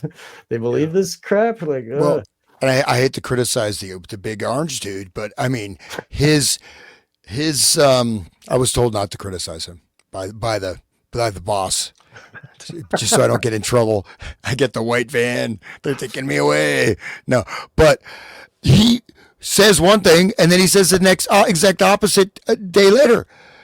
This is like one pill makes you larger, one pill makes you small. Like it is, it's like it's very surreal, and it's extremely disorienting, especially when you're looking at what's at stake, right?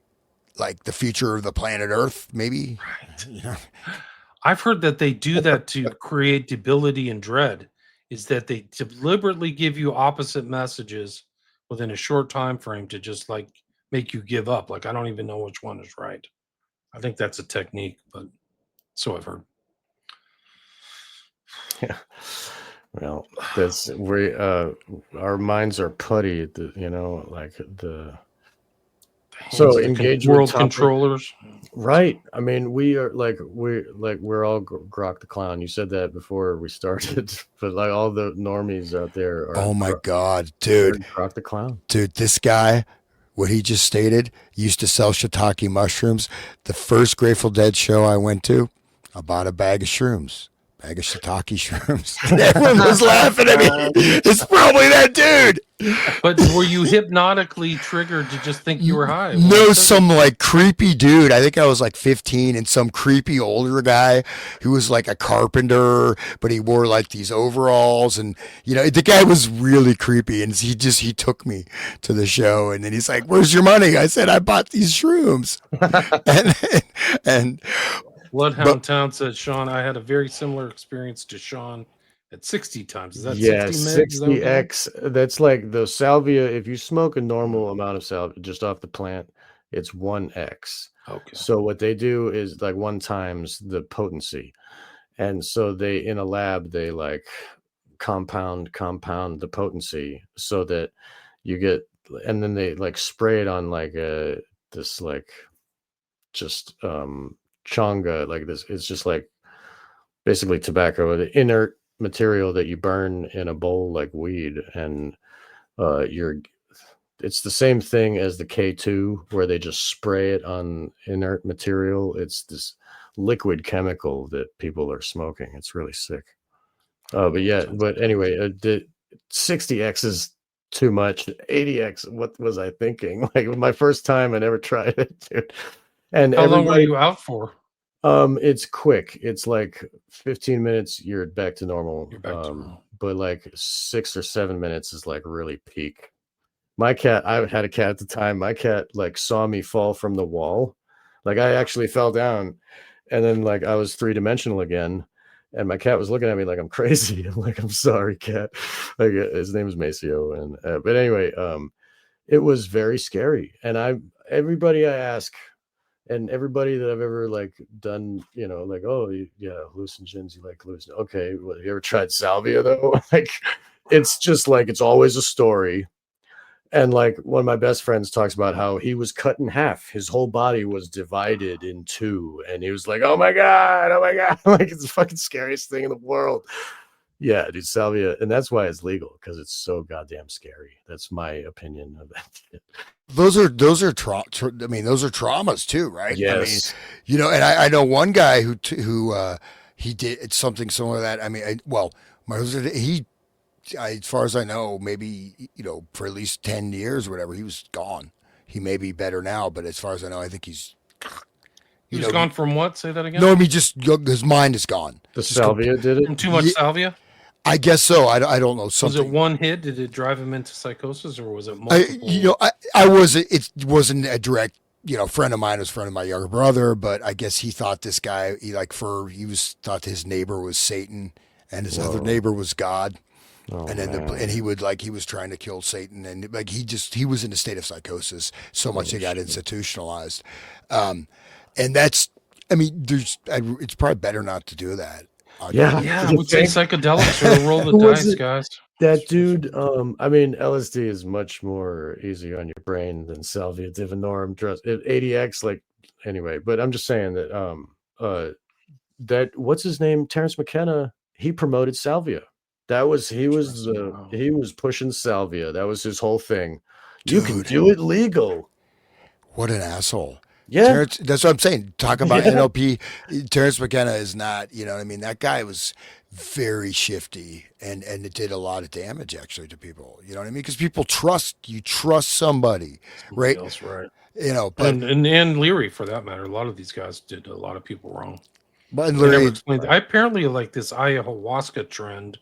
Like some people receive these, heavenly, visions, but then other people are thrown into freaking the 9th level of hell. Like it's a roll of the dice. I don't know what the basis is, whether you have a good or bad outcome, but apparently not all outcomes are good.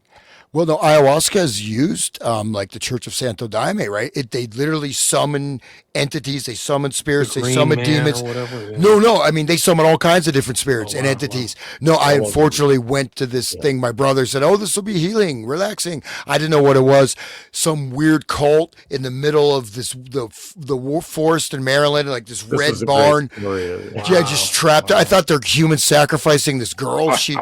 You couldn't leave the room. Wow. And they would drag people back in. They had all these bouncer dudes, and people are they're like, "Let them come on in." And I'm seeing these entities coming out. There's like this Eye of Sauron open up, and all these demonic entities are pouring out of it. And like one guy, he's an ex-con. I guess he wrote a book about it. He got possessed by a spirit of this Native American who was killed on the land, and he wanted to kill me. And I'm like in the bathroom. It's like, "I will kill you." He's talking in Navajo, and he was possessed by the spirit. Everybody was getting possessed, and multiple people involved with this either permanently have things attached to them. And I know 4 people who are permanently insane from that.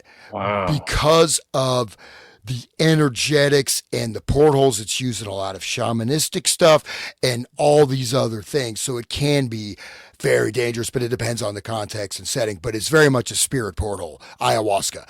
And you really need to know what you're doing. And I would not, that was... Yeah, I don't recommend people using hypnosis or heavy drugs in any way, shape, or form.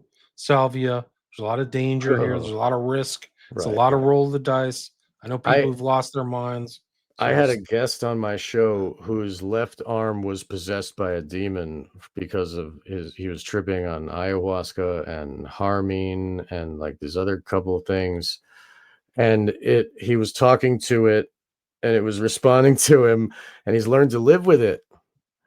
He was a guest on my show. Everybody should check it out. I should call him and have him on again. But Jerry Marzinski introduced me to him, and we all talked together. It was phenomenal. He will teach you about there are evil magicians that use the demons and the drugs to enslave people. I mean, and they rape on people. It's not like, it's really, I'm not surprised. You should get me in touch with them.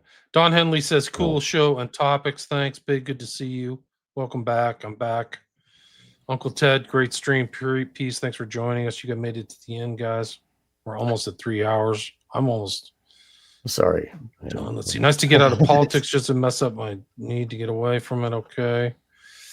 But most of what you see on YouTube is paid boost. I'm not surprised. They all get handlers. Yeah, they do. They put millions into YouTube. Yeah, they do. Huge offers.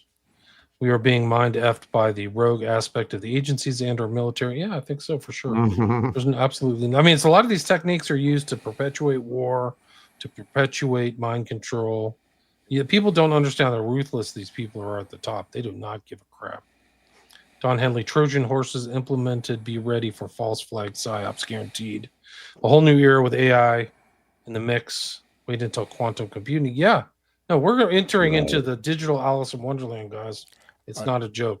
And there's that movie, right, about, I forget the name of it, but it's about this, all these like high tech Mughals, and the whole world basically starts collapsing because they have all these deep fake movies, and then basically everyone's killing each other, and, you know, governments are falling all over the world.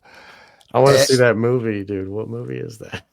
Yeah, Sera is a plural of serum. Oh, I see. Oh, yeah, which I knew that. That makes sense. Uncle Ted, Courtney Love's dad, was the real supplier for LSD. Not surprised. Right. Copying behind, but love the show. Thanks, guys. Appreciate it. LMFAO, Hans and the mushrooms. Yeah, that's a whole nother show, Hans. You have to tell that story on the record. Quite unpleasant. Definitely got the chopped up feeling. Took a bunch of Dramamine pills. Let's see. Okay. Stick with regular acid. Mushroom. We hang out. Scopolamine. Castaneda. You guys are trying to like, hey, shout me out. Okay, Lucian, shout it out. Hey. Going right. It's a pedocracy run by 3 intelligence. Well, yeah, dude. It's definitely a pedocracy. I don't know what else it is. It's a cacistocracy. It's a rule by the worst for sure. Okay, let's finish these 2 slides. Did we read the ethical responsibility? Engage the topic. Okay, engage the topic. This session invites audience members to ask questions, share insights, and discuss the complexities surrounding psychological manipulation techniques, including the Alice in Wonderland technique and Ericksonian hypnosis as they relate to modern applications in mass psychology.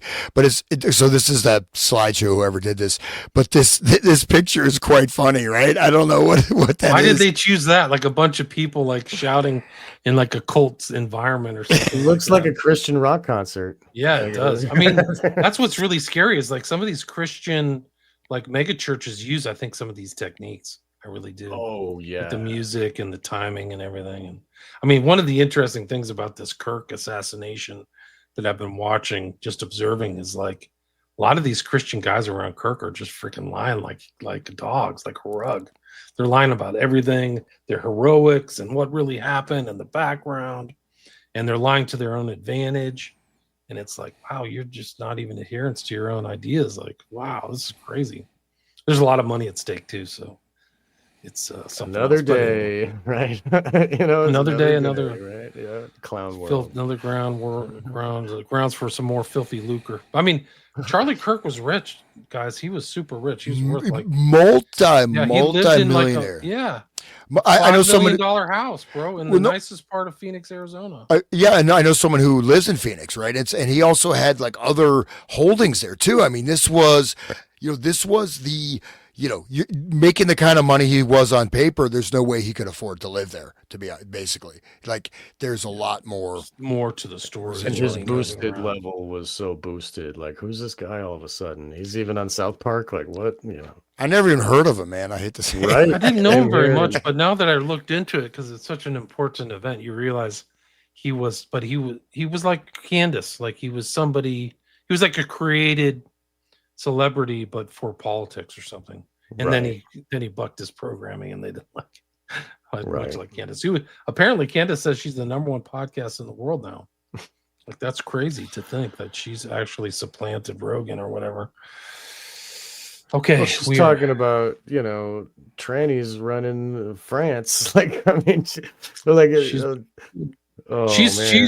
she's commented on my stuff. I think I showed that on social media. One of you guys. Oh, that's great. I have the #1 podcast in America. I forgot you said that at the beginning of the show. It should be the Resonant State. That's right. It should be. Yes. Okay. The Resonant State people should check in my storytelling. It is. Well, we should hear about the shiitake. No, I'm just kidding. Yeah. So, but I just want to. William is closely on her heels, though. Like, William is in the top. What one? William is the king. I'm like somewhere in there. I don't know if this is really her, but this was on my Spotify. Sorry. I probably have like one of the least watched podcasts in America. It's on the board. She's telling me Christ is King. Oh, that's like from a couple months ago. Oh, that's cool, dude. That's before. I think. Nice. When was Kirk? Kirk was what, September 10th? Yeah, Right. dude. It's about basically before Kirk got popped. Mm. So she's Well, it's listening good to that she's one. listening because I hope she's listening to this series because holy crap. Yeah, like yeah, nobody's absolutely. talking about this stuff, William. Like, wow. Nobody. Yeah. No But way. All right, I, so guys, mention your shows before we wrap it up. Where can people Okay. find you? The Resonant State, Hans, where can they find you? Let's go. you first. find me. Thank you, Sean. You can find that at YouTube. I'm on YouTube. I am on Rumble. I think I wasn't able to change my channel name, but it's there, Resonant State, or you can put Eyes Wide Open, Hans Utter Investigates. It's on Odyssey, Rumble, Odyssey, BitChute also. BitChute, and then I'm on Spotify, and that's about it, man. And so I appreciate it. I'm kind of obviously I'm just trying to get it started. So it's don't laugh like it's like I got it But I got You did one great view. shows on all that Soviet cybernetics and UK music for the masses. Freaking you're an fantastic. old People should check school it out. voice, but you don't have your own show until now. So we're Yeah. glad that you finally have a show, Hans. Well, I was kicking butt on Spreaker, and then they deleted me. Right. So yeah, but PayPal too, right? Yeah, PayPal twice. Keep copies of all your work. Make sure PayPal you keep all stuff, because I'm reposting stuff that I did from 2 years ago, like the Russ Dinsmore thing from 2014. Yeah. That's a long time. Yeah, wow. But no, I mean PayPal though. I mean literally, like I had my account. They took it, and then I had to get another account. I'm doing this gig for this corporation. They said we'll pay you through PayPal, so I get another account, different email address. Account is permanently closed, and they just took the money straight up. First transaction, and it's just gone. And now the company can't get the money back from PayPal. And I'm like, I can't do anything.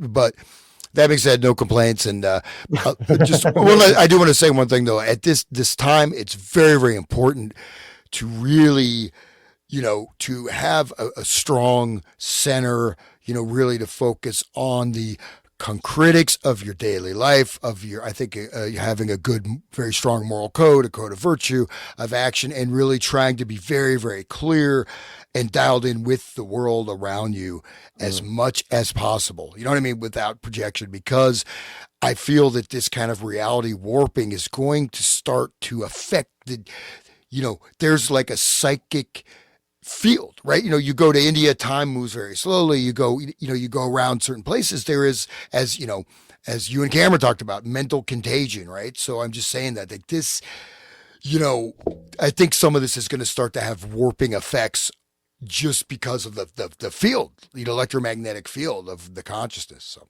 anyways, God bless everyone. Thank you. Well, they can listen to your show, and they can listen to us together with William and our friend Loomis in a couple weeks. We're going to be talking about the realities of the world in which we live, and people can find that on Wake the Dead. Wake the Dead is on all the same places where you can find the Resonant State, Spotify and YouTube, and this is being broadcast on YouTube right now. And I'm glad to be able to do the lives because I've kind of fallen behind on my posting, and I apologize to the listeners. There's a couple of these actually that I have to still post on my own page, but I got a new job and I'm kind of rearranging my schedules, and life is kind of up in the air. And Hans is gracious enough to help me. I need to make a new intro, so like that's also slowing down my output. So like once I get everything lined up, it will be grooving again. And sorry, listeners, for being so slow. I'll get to it eventually, but life is happening, so I have to, you know what I mean? So, but God bless you. And yes, I also have a donate page, so please help as my life happen a little better, and likewise for Hans and for William too. We all could use a little help if you have the ability to do so. One of the biggest helps is to share, guys. If you have social media or anything, share these shows if you like them, if you feel they're worth your while or could be worthwhile to somebody else. Do us a favor. Nobody here has an ad budget, so go ahead and share it, and talk to your friends about it. This is really good information for you and for your psychic well-being, just like Hans said, just like your mental well-being. Like some of these people are using dark persuasive techniques against you, businesses, corporations, politicians, stuff that probably if you knew this information, you'd be inoculated from falling for, whether it's the dumb war in Ukraine or, I mean, just so many things, COVID shot. I mean, we really are kind of victims to a lot of this to some extent, on some level of the spectrum, either to a greater extent or lesser extent, or the fact that other people are victims in your family who just believe everything they watch on the flashing mind control box or something like that. Like somebody listens to this stuff, they'll be like watching Fox News or CNN or something like that with a little bit more critical analytical techniques or in their mind, and then maybe this isn't worth my time. So share the show, help each other out. We're just nodes on a decentralized system, and they're making a move on the corporate media now. There's just tons of, they're actually going to discredit themselves. They're such jokers for spending all this money. Nobody's going to listen to some of these jokers, but the alternate media kind of is the kind of the last refuge of freedom and liberty. Honestly, it's that serious. So if you have a few extra shekels or pay for somebody's coffee or something like that. Yeah, we need to find your website, William, because that's where the clarity is found, right? WilliamRamseyInvestigates.com. We need to mention that before this is over, please. Tell us and I just also want to say thank you, William, for putting together this really, I really enjoyable and extremely informative deep dive into these topics, because just one thing, throw out there, like, one of the sort of dangers of the alternative media or anything else is that you get a single word. Oh, he's using NLP. Do you even know what NLP is? No, you don't. Or mass formation psychosis. What is that? It's somebody's using it. You get a little thumbnail definition. You think you understand it. You don't. These are very complex and dense topics. And if a group like the FBI with almost unlimited resources said it may take 20 years to study, it may behoove one to go deeper into these topics, right? It's not like, oh, I understand they're doing mind. No, your mind, what does that even, you know what I mean? There's so many different layers. And I think as we unpack this, I think we're going to come to, tearing the veil a little bit of all these things, because no matter how advanced the techniques are, they're all based on these basic structural points It's true. And the thing is like, you're not going to see a guy like, Hoover in the same vein again, like in time. You just won't see him because he's involved in everything, assassinations and so many sketchy operations and things like that, all the way up. He was like really a much more powerful person than maybe he's on par with the president, just because of his long-lasting involvement in the government. So these things are all going to unfold. He's there be like MLK, Malcolm X, JFK, RFK. He hated Robert F. Kennedy. It was personal. So what you're going to see is going to make perfect sense if we can get there. We made it through 100 pages so far, but I think that the kind of riffing and stuff like that contextualizes this so people can kind of understand how rooted this is in our consciousness, but that some of the stuff isn't, but there's also stuff people can grasp onto. But like we're literally, these mind control techniques could come all the way up to like modern day people who are doing mass shootings. I think for sure that guy who was Aurora shooter, Holmes, and Mangione's very strange, and Ruth is very strange, but it goes all the way back to the early 30s. So thanks everybody. Thanks for listening.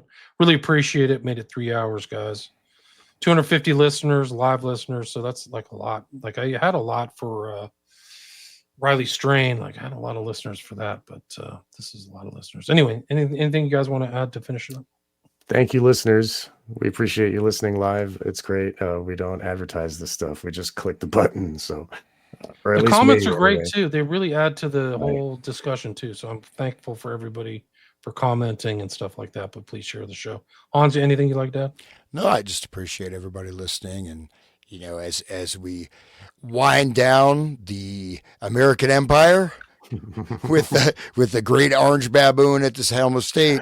I'm just kidding. Very much he didn't follow any of his campaign promises, dude. No, anything. Stop the war. He know? did He went back to campaign with the Warlow. Israeli flag behind him, though, so that was kind of one of his promises, wasn't it? So I guess he kept that up, right? Yeah, he did do that. Yeah, He likes pushing in the chair for Netanyahu and Miriam right. Allison, Yeah, like a good little red-haired butler. You even stretch, bro? Oh, you're so good. You're never gonna let that down. I watched that scene 3 times. All right, guys. That's what Peace. Trump was Okay. doing. Thanks, everybody. Anyway, Share the show. Really appreciate it. Thank you, guys. All right. Thanks All for all right. the nice comments, too. Thank you so much. Thanks, William. Yeah. Appreciate it, man.